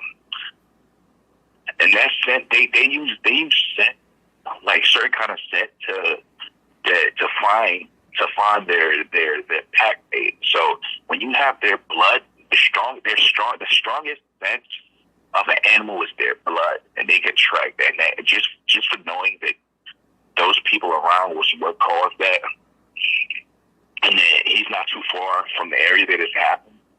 Them things, they travel. They travel, and the scent of blood can stay in the air, depending on like where it is, how it's traveled for days. We can't smell blood, but they can. Right. So right now, it's not that they want to scare him. They're literally. I'm not too big on the ages and stuff like that, because I think some of them do shady stuff though. But in his case, they have a feeling that there's going to have some kind of retaliation. Because I've seen it happen before. It happened to me. It happened in my whole family, pretty much. Yeah. So, absolutely, you of all people would know. You know, I mean, your family has been tormented by these things for generations. So, well, yeah, man. I'm like, honestly though, back to the story ahead. If that young agent didn't like do what he did and just listen, Joe, both of them just walked out in unarmed. But he was new at the job. He almost cost me my life and his. My thing is, I'm lucky that the freaking thing tripped, Joe. I'm sorry, but it's not a funny matter though. Being shot, it's twice. I just seen something that's supposedly charging you just suddenly falls and start tumbling towards you. But I think it was like some kind of like one of the roots were up from where it was running. right. So it just tumbled over. Yeah, it tumbled over. It was comical, man. One day, when I do look back at it, I will laugh. But not right now, because it hurts like hell. So, how long does the doctor say that you'll be down and out? Honestly, I'm supposed to be out for like at least about a month and a half. But I think I'll be well back in it a lot sooner because I'm stubborn as hell. I don't like being told that I can't do nothing because I'm just going to do it anyway. Yeah, you definitely. just from the little bit of time that I've known you, I know that you're not out for the count. You need a little break, and then you're gonna go back swinging. Yeah, full swinging. But I'm gonna try it. Once I get like up to it, I'm gonna start sending out the trail cams. But I'm gonna keep it away from the area because supposedly they're earlier supposed to be like top secret and shit like that. So another thing is, they have some kind of disruptor up. Like every time I try to like take an image or something, I don't know. It doesn't capture the image. I don't know what the hell's going on, but I'm figuring that they got some kind of disruptor up, signal interference or something. Huh? That's crazy. Just so you can't take pictures or communicate. Yeah, that's weird. Yeah, I can take the pictures. I just can't send them. Right. So, I really appreciate you contacting me. I'm sorry that I really felt bad at 3 because I was like, oh man, I have this thing to do. And then I was like 4. I was really worried about you at 4 when I texted you. And then I gave you a call and I didn't hear from you. I was like, I hope he's okay. I really do. You know. And, that was alright. I took my medicine. It had me sleeping like a baby. I'm sorry, but I woke up like, oh shit. I was supposed to do it to you like about a few hours ago. Oh, it's fine. I was just worried about your physical well-being, you know. So, I mean, an interview can wait. So, well, all right, yeah, let me tell you one thing. They gave me a wheelchair. They're fun, aren't they? They're fun. Ask my wife if I want to use that wheelchair. Huh. That shit's in the corner somewhere. Like, I'm not. Oh, you gotta take it easy. You don't want to tear your stitches. I'm like, I've been stitched up before. This ain't nothing new to me. The last time I got shot is when I first got a gun. I shot myself in the foot. That shit was funny. That shit was funny. That shit hurt like hell, but I was laughing. But they was like, how the hell you shoot yourself in the foot? Yeah. So, I'm glad you're doing good. You've got my number. We've got emails. Thank your wife, please, for reaching out to me and letting us know everything. When I got the email, I was shocked. I was just like, what the hell is going on, you know? And I'm just so glad that we knew you were okay at the end of it all. And so... I know you're right. I was like thinking to myself, like, damn, definitely. I was like, damn, this man can't stay out of trouble, yo. He always get. I'm like, oh my god, this shit follows me everywhere I go, man. Yeah, none of it made sense. Like, she reached out to me, and it was a text or an email. I'm not really sure. I think it was a text, just saying, "This is Luke's wife. Don't call him. I've got to turn his phone over to him. He's in the hospital. I'll email you something. I'll email you more news later." And I'm just like, what the is going on? Like, just like, holy cow. Yeah, that thing threw me for a loop. So it was like, yo, another thing that you just brought up, yo. When I talked to the guy, none of them asked for my phone. Somebody else asked them for the phone. And I don't know who it was because he swore up and down it wasn't his guys. Wow. Probably someone. Yeah, the only place he went. So, did you get the pictures that I sent you?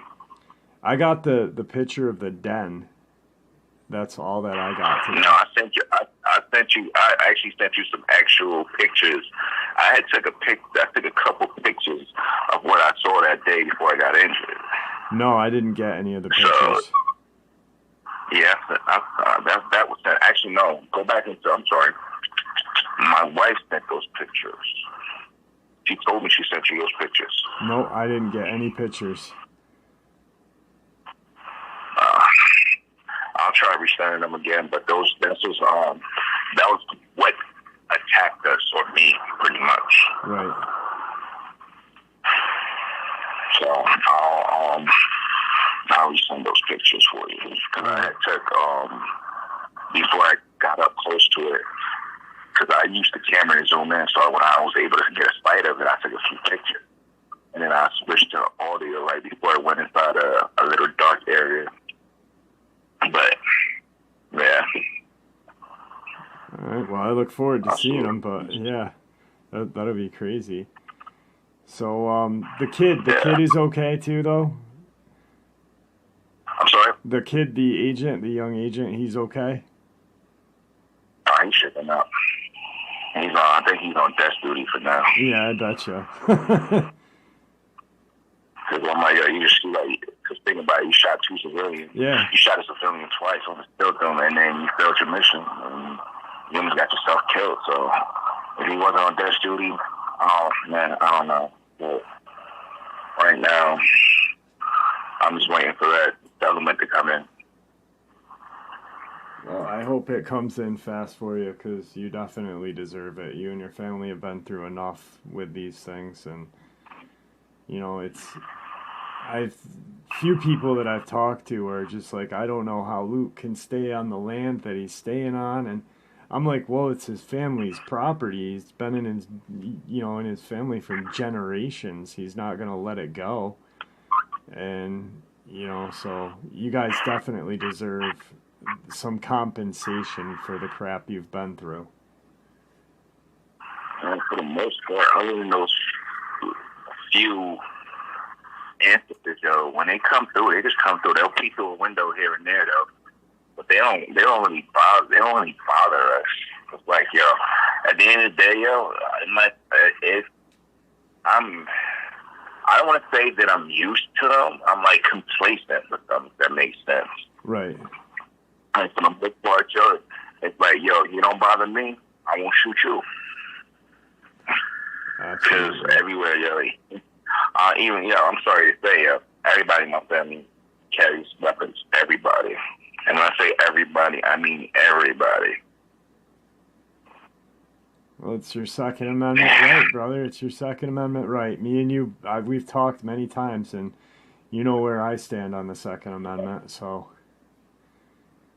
I agree. But yeah, if you can get word to that guy from Pennsylvania, just tell him to watch his back, and if he can, just put up some spotlights.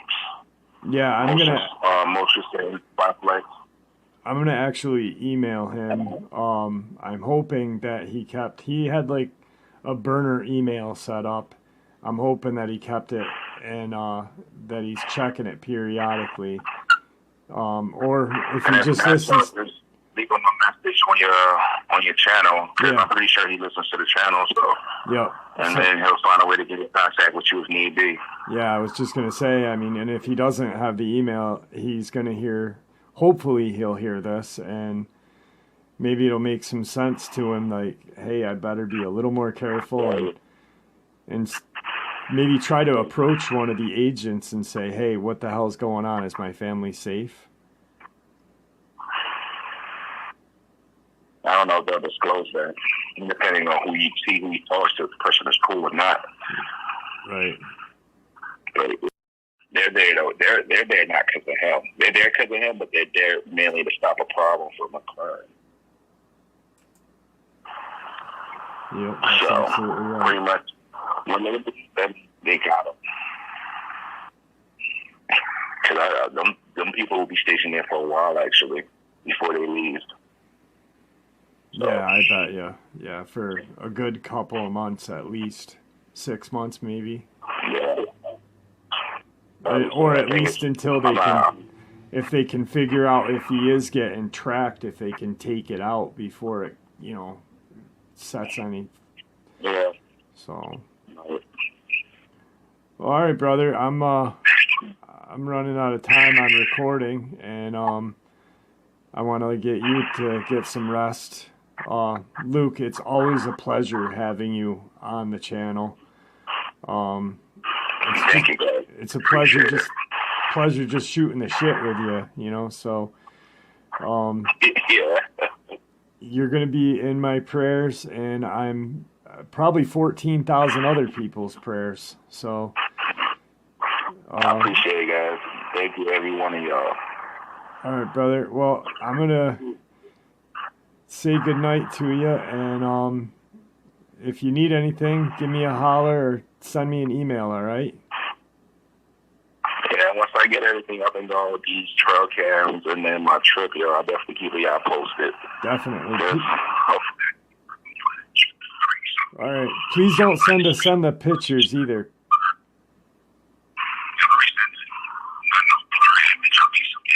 Luke, you're breaking up. Luke, your phone just did some weird stuff, buddy. There's an echo. It's really staticky right now. I'm sorry, man. That's all right. It's not your fault, buddy. Are you there? You can hear me? It's like a really weird echo. It's not picking up. It's not going to pick up on the mic. Can you hear me? Yep, that's better. That's better. Hello? All right, good. Yeah, sorry about that, guys. That's all But right. yeah, I was saying that pretty soon I'm trying to get y'all some like undisputable footage and proof and things like that, Joe. For all the listeners who want to know what a real one looks like and see a real one, I will be working to get that for you, but from a safe distance, of course. So, All right, buddy. once I get back on my feet and stuff like that, me, my dad, and a couple of friends, and hopefully these game cams, because these things cost hell of money, Yeah. to take some good shots. Because I'm going to place, once I'm able to, I'm going to place, once these guys leave, after a couple of weeks, I'm going to place them around the den area. Because I think they are migrating now. And I think that was the first one. I think that one was, what do you call one that's like been kicked out of the herd or something like that? I forgot. That's one of those. What the heck do they call them? But it's one of those, and it wasn't that big either. Right. I think that one might have been a juvenile. Or he could have been one of the ones to, come in first to check. Yeah, scout. Yep. The scout. Hey guys, how's it going? Luke here. So pretty much as y'all know, I moved from Mississippi a few months back. So right now I'm actually in Maryland, which is actually a great spot. But like prior to the move and stuff, I was having like certain issues on the property because pretty much what we did, like after that last encounter, took my lay out the groundwork first before I get into this, so you can understand what I'm about to tell you. My wife's sister lives not too far from us, maybe about like 15, 20 miles from us. Then we have friends that live in a couple towns over. That's about almost 2 hours away. So the first time when I had the incident when one of them walking wolves had broke into my house, when I had the inkling that my family wasn't safe, I had sent them to her sister's, and they stayed there for like about a week or two. And then I actually got attacked by a dogman. I was in the hospital. I actually still am trying to recover. The use of my arm is still not 100% just yet. So, and then the second time when we was moving, we went over to the friend's house. And that was a couple of hours away due to the fact, like at the time I didn't think about it, like she's only a few miles away. What if these walking wolves tracked us to the house and I put them in danger or something like that? But nothing happened thus far. So the second time we went over, we stayed at the friend's house. They had an extra 2 bedrooms, so everything was good. So we hired a bunch of movers because my wife's aunt works in Maryland. She's a real estate agent and she owns a few properties. So we told her about the incident that went on over here. Now she told us to come down and she had a property set up for us, which we did. We looked at it, we loved it, bought it. We moved down there like probably at the end of the month, but at the time we were staying at the friend's house for a couple of weeks. So we hired movers and stuff like that, like moving company cost like a few $1,000s. They was going to drive it all the way down to the new house and stuff. So everything was going great. So when he was moving the stuff, I gave him specific instructions like, I don't care how long this takes, though, but I do not want you here past a certain time. There's a bunch of wild, dangerous animals out here, and I don't want y'all here to get hurt. And if y'all do, bring a weapon, some kind of weapon, something to protect yourselves. So you know how people are when you tell them something like that, they look at you like you're crazy or this, that, and the third. And so everything got moved, things that and the third. So as that was happening, like everything got moved, everything was clear from the house. I was at a friend's house, so I was having like, this was like maybe a couple of days later after everything was like moved down to the new location and stuff like that. I received a phone call from this kid. He was one of those. He was actually the kid who was on my property that day when I got injured, and like he was telling me like a whole bunch of stuff that was going on. That the reason why those Dogman was over there is because his team, and they're not related to Victor's team, because I asked him, and he said that there was actually like over 100 agencies in the government, and a lot of them don't know about each other, or if they do, it's a certain classified thing, or it's a front, or this and that. But anyway, so what pretty much happened was, like, they was hunting the black one that I had encountered with, and they ended up killing its mate, a female walking wolf. So that led it to start hunting them. So as it was hunting them, somehow it created a pack of like maybe about 30 or 40 Dogmans. And it was following them. It was literally following them to each one of the cases, because the way they communicate through howls, like their communications, like they can communicate like howls and certain gestures. So like if they're like about miles away, something howls, it'll tell them to come over there or whatever, because they can pinpoint the location of where the howl's coming from, and they'll go in that general direction. So that's how they was able to track these guys. So the guys knew they was being tracked. So what they did was, because they heard me on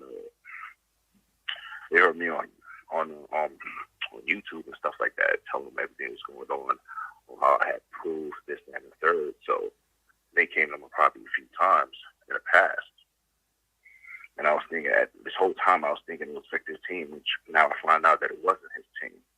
So that being said, these people led those walking wolves to my property to either to get me to leave or for it to kill me and silence me.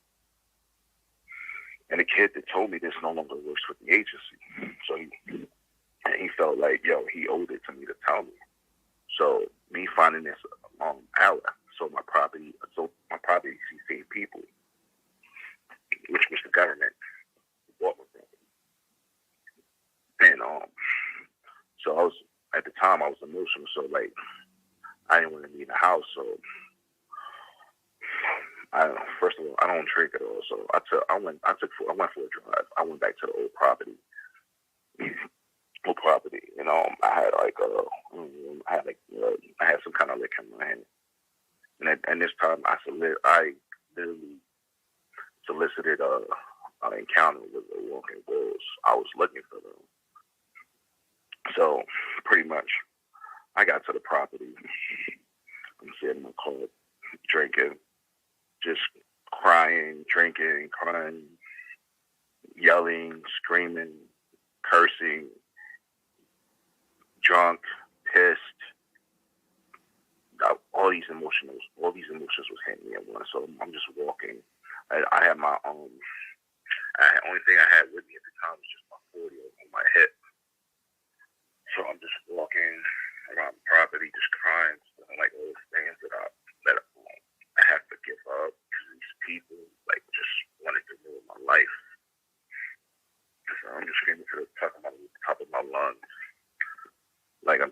I'm cursing these wolves. Like, yo, so not knowing that I was being watched by one of these wolves. So I'm like about, give or take, I'm walking quite a bit away from my truck. I'm about, give or take, about 100 yards away from my truck. And as I looked at the wood line, I see the red eyes. So as I'm like trying to turn around and make it back to my truck, I trip. And from the wood line, it jumps from the wood line about a good, maybe about 20, 30 feet, 2 jumps. And it was standing about a good like 15 feet away from me. So I'm like, at the time I stood up like, I didn't know what to do. I'm like, yo, this thing that I have is not going to do anything to it. And honestly, I purposely just stupidly just put myself in the position that I was in. So as I did that, I'm just standing there like seeing what it was going to do next. It growls, and then like a couple of more things came out. Like a good, maybe, I think I could count like 8 to 12 of them. It was literally just had me surrounded. And I just had my flashback, like back when I was like in my 20s. But at this time, I didn't have my friend to come protect me. So, and I was like, yo, these things are ready to kill me. And I'm like, yo, I can't believe how I could be so stupid. So, like, I didn't want to get eaten alive, yo. I didn't want to die that way. So, honestly, I made the choice, yo. Like, yo, I was going to kill myself before they had a chance to kill me. Hold on a second. The only thing that I could do at the moment is, like, I have my handgun on my hip, so I take it and I'll slowly just pull the thing up. Because I already figured I was going to die anyway. The worst thing to die is I was getting eaten alive. So as I was slowly lifting it to myself, this thing roars at me, which causes me to drop the gun. And then it took a few steps forward. And and looked down at me like, I don't know, like I like you infuriating him. Like, what are you doing? And then I swallowed myself. So it sniffed it. It grinned. And I'm like, my eyes, at the time, my eyes was closed, just like waiting to just be, like, I guess being killed or whatever. Like, I'm praying that it would be quick. So, like, a few seconds goes by. Like, I didn't feel nothing. So I slowly opened my eyes. As quick as they was there, it was gone. So, and I'm right now, I'm pissed drunk. And I'm not able to drive back. So I'm calling my friend to come get me, tell me where I was at. So it took me about like a couple of hours to get to me. So I had to go home, took a shower. Like I didn't let he asked me what was going on. I told him, and I told him not to tell me. So I took a shower. I avoided them because they were asleep though, so I didn't really have to do too much. So I went to sleep. So the next day, I don't know, at the end of that month, we actually flew down to Maryland. Luke, so, your volume went low real quick. Your volume went real low. I can't hear you, buddy. I'm sorry, can you hear me now? Yeah, perfect. All right, good. So I was saying that so we flew down to Maryland and stuff like that. So we got our stuff unsettled, unpacked and things like that. Because the way how we paid the movers, we paid them half, and we paid them the other half when the job was complete. So like I realized that not all the movers were there and stuff like that. So those 2 guys was missing. So I was like, what happened to the other guys? He's like, they're not coming back. They don't want to come back. So I asked what happened. Well, the story was from them was that they was moving the final things. So half of the team already left. It was like, I think it was 2 of them that was left. And they was trying to move the final things because they were trying to get it done so they wanted to come back in the morning. And nighttime caught them there. So they started hearing things coming from the wood line, like noise and stuff like that. So he was like, they didn't think nothing of it. So then they saw like some glowing orange amber looking eyes or whatever. And as they was trying to focus on it, they made out like a mask. It was like brown with shaggy hair. It was two of them. So he came out. They came out charging them. So he ran. So the only thing that they could lock themselves in was my shed. And he had to put like a way to barricade the door in. And this thing was just like banging on the door, trying to get in. So like they was screaming, hollering. The other one was like, he got his phone out and he called the cops, like told him they would be attacked by an animal or something. I don't know what he told him. But then he come out there to the police came in. And they hurried up and finished what they was finishing. And they left and he was like, I'm not coming back.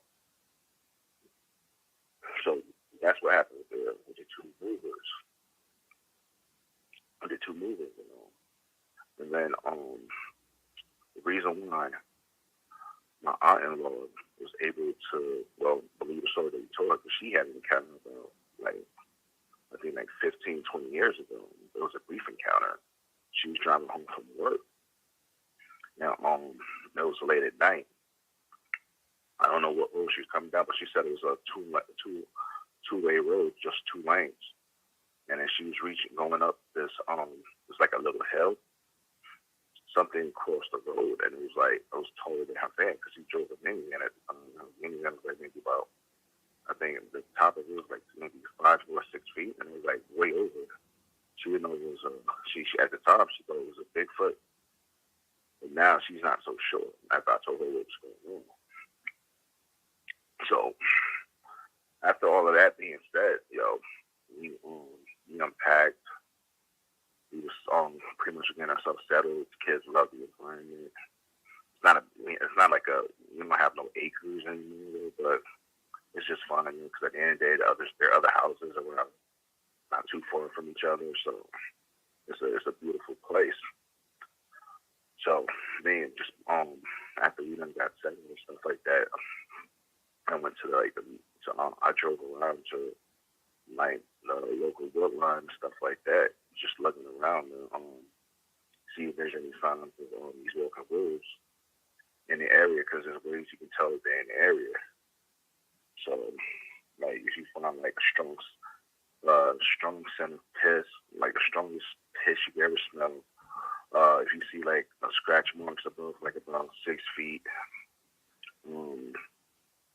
trees pushed over, and things like that, that's how you know you should have one of them walking wolves in the area and things like that. So I went there in the daytime. I didn't see no signs of them walking wolves, but I did see signs that there was a Bigfoot in the area and stuff like that. So I left. I came back the following weekend with some apples, like in the areas where I knew there was at, and I just kept leaving it there. So I used to bring like apples like every weekend and leave it there, and of course the apples was going and stuff like that. So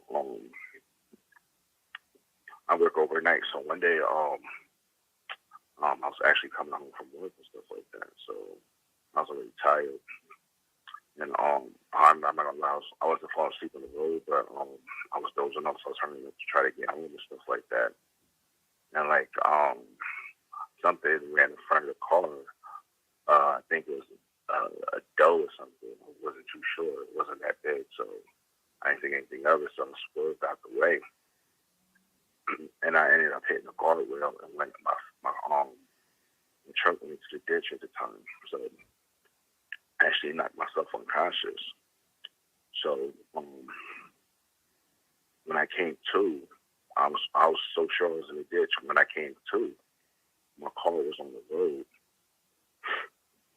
and the car was on the road, and EMT and ambulances was there. So I'm guessing somebody drove by and saw that I had an accident, called the what you call it.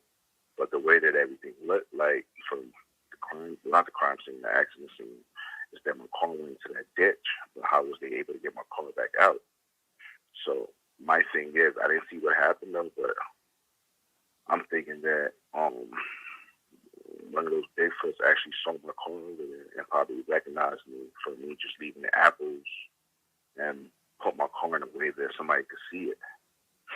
Because by the way my car, when I came to and everything was said and done, when my car hit that ditch, even it being on all-wheel drive, I wasn't getting out that ditch. So I get from today till today, I still give them apples every weekend and stuff like that. So pretty much everything is is going well with the exception of those two. A couple of weeks ago, I did get a phone call from my sister-in-law, and she told me about her encounter that she happened 10 years ago. So, 10 years ago, she was with her husband and stuff like that. So she has this. At the time, she had this little, those little Pomeranian dogs, those small toy dogs. Yep. So yeah, so she had one of those dogs. So she used to let it out every night and stuff like that. So every night her dog would be barking like uncontrollably, and she wouldn't know why it was barking. So one night, she let her dog out. Her dog was barking uncontrollably, and then all of a sudden it just stopped barking. As quick as it started barking, it just stopped. So she found it strange. So she was going out there outside looking for her dog. She had her phone in her hand. She was using the light from her phone because she didn't have a flashlight. Like standing like maybe like 20 feet away from her, she see this brown wolf-like creature standing there having her dog in the air, eating her dog. She drops her phone and runs in the house screaming like, "Oh my God, what's her name is dead?" I forgot the name of the dog. It's killing her. It's killing her. So her husband comes out like, "What is it? Is it a bear? What?" Just as a third. So he's like, he get his hands out. He goes out. She's like, "Don't go out there. It'll kill you. It'll kill you." So he goes out there. He sees this thing, yo. The minute he opens that door and sees what he was looking at, he closes that door and just like literally just start crying. Like ever since then, she's seen it, but she never told that story. Until now, we told her the stuff that was going on our property at the time. So she's actually having visitors at night, like scratching on the sidings, tapping on the window, and she thinks those things are back. So I'm actually gonna go by sometime next week, like probably around Thanksgiving, spend Thanksgiving with them, and try to help them and my pops and see what we could do for them. And because I felt bad, because I felt like I brought them there, because I wasn't thinking at the time. I was just thinking about my meeting the family, because I forgot that these things get tracked for a good distance. And like they track my wife, our sisters. So that's pretty much what happened so far. Another thing is, you also brought up about, I heard you talking about the 400 wolves and things like that in Russia and stuff like that. And I figure the reason why they're packing like that is because they can't threaten. Hold on a second. Yep. Yeah, so I heard y'all talking about the 400 wolves in Russia and stuff like that. Your volume again, buddy. So my thing is that can you hear me? Yep. All right.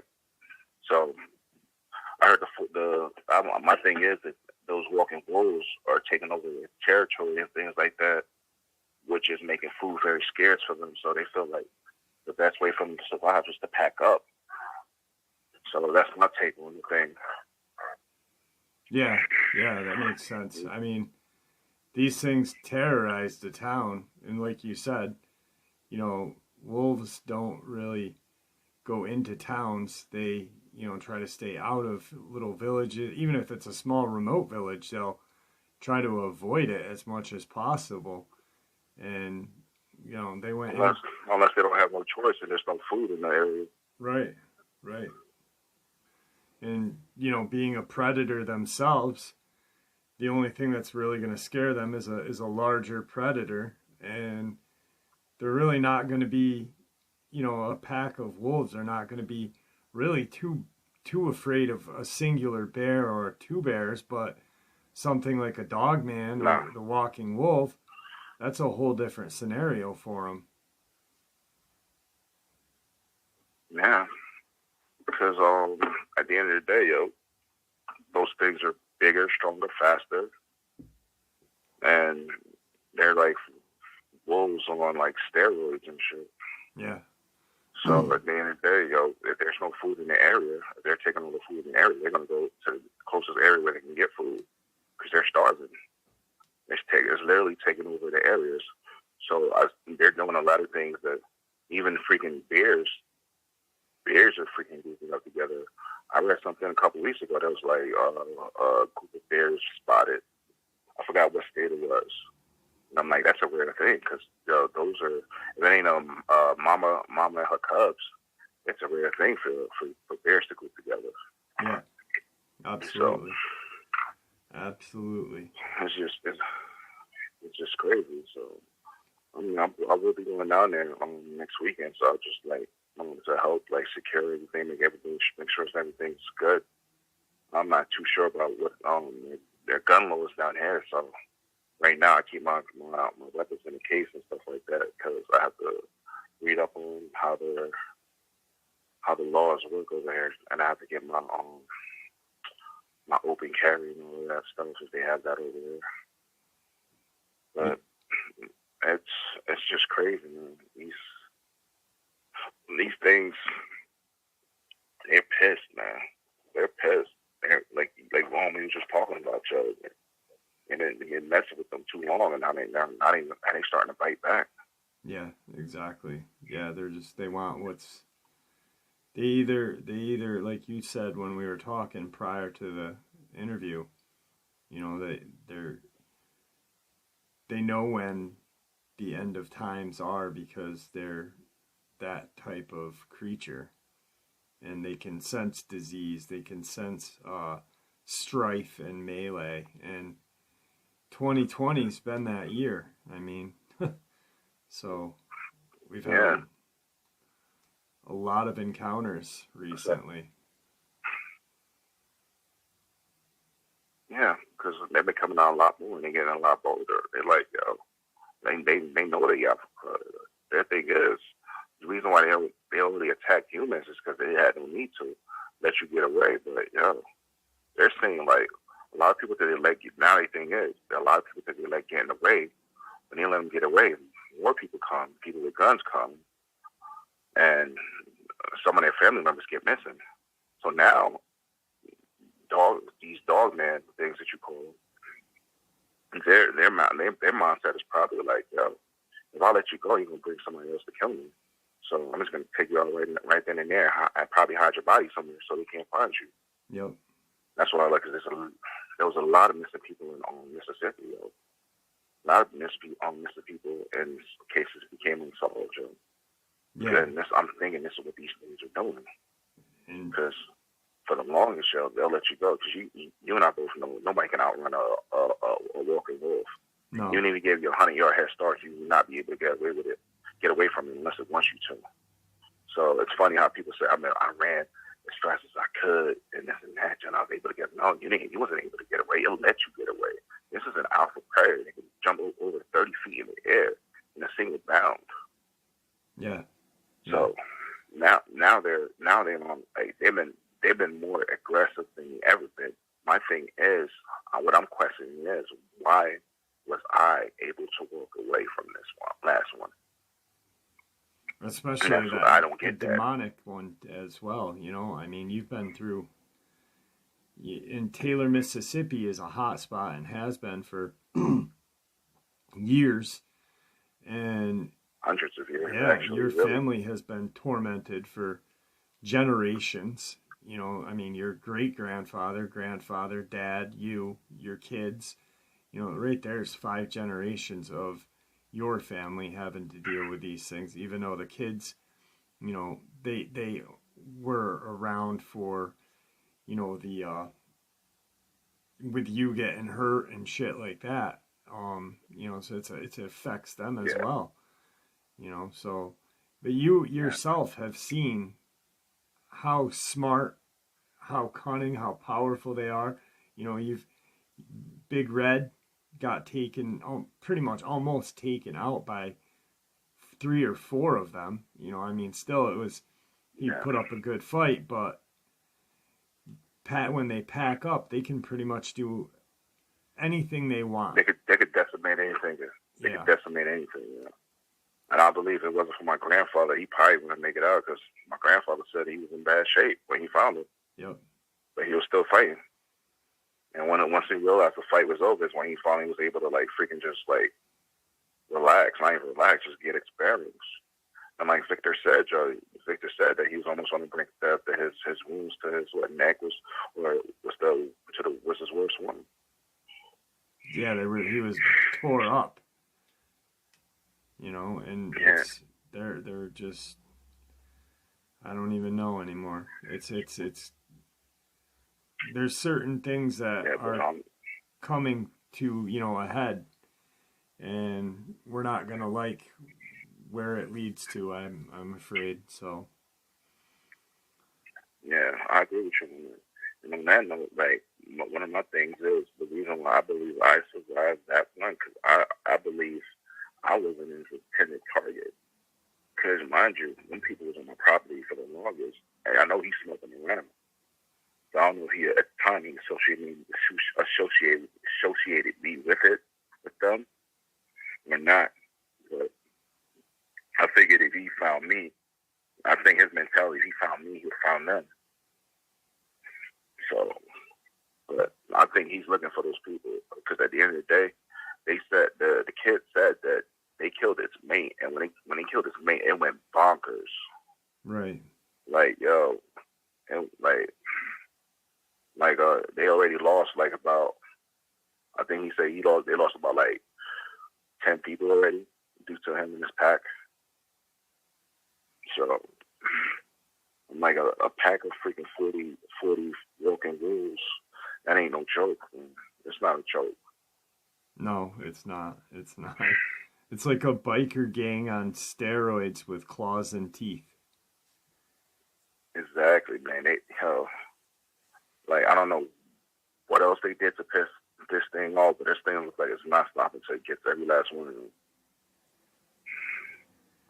So, I'm pretty sure pretty soon the team is going to get caught in and deal with them. It's going to start being some more casualties. I'm surprised that he ain't heard about unless they covered it up, the deaths of the supposed agents and stuff like that. But they're losing men left and right. Well, I'm guessing when that comes into the point when they can't handle it, they're going to have to contact Victor's team or Victor's agency. Yeah. I mean, there's offshoot, not like Victor's team and agency or who he works for, but there's offshoot state branches and stuff like that.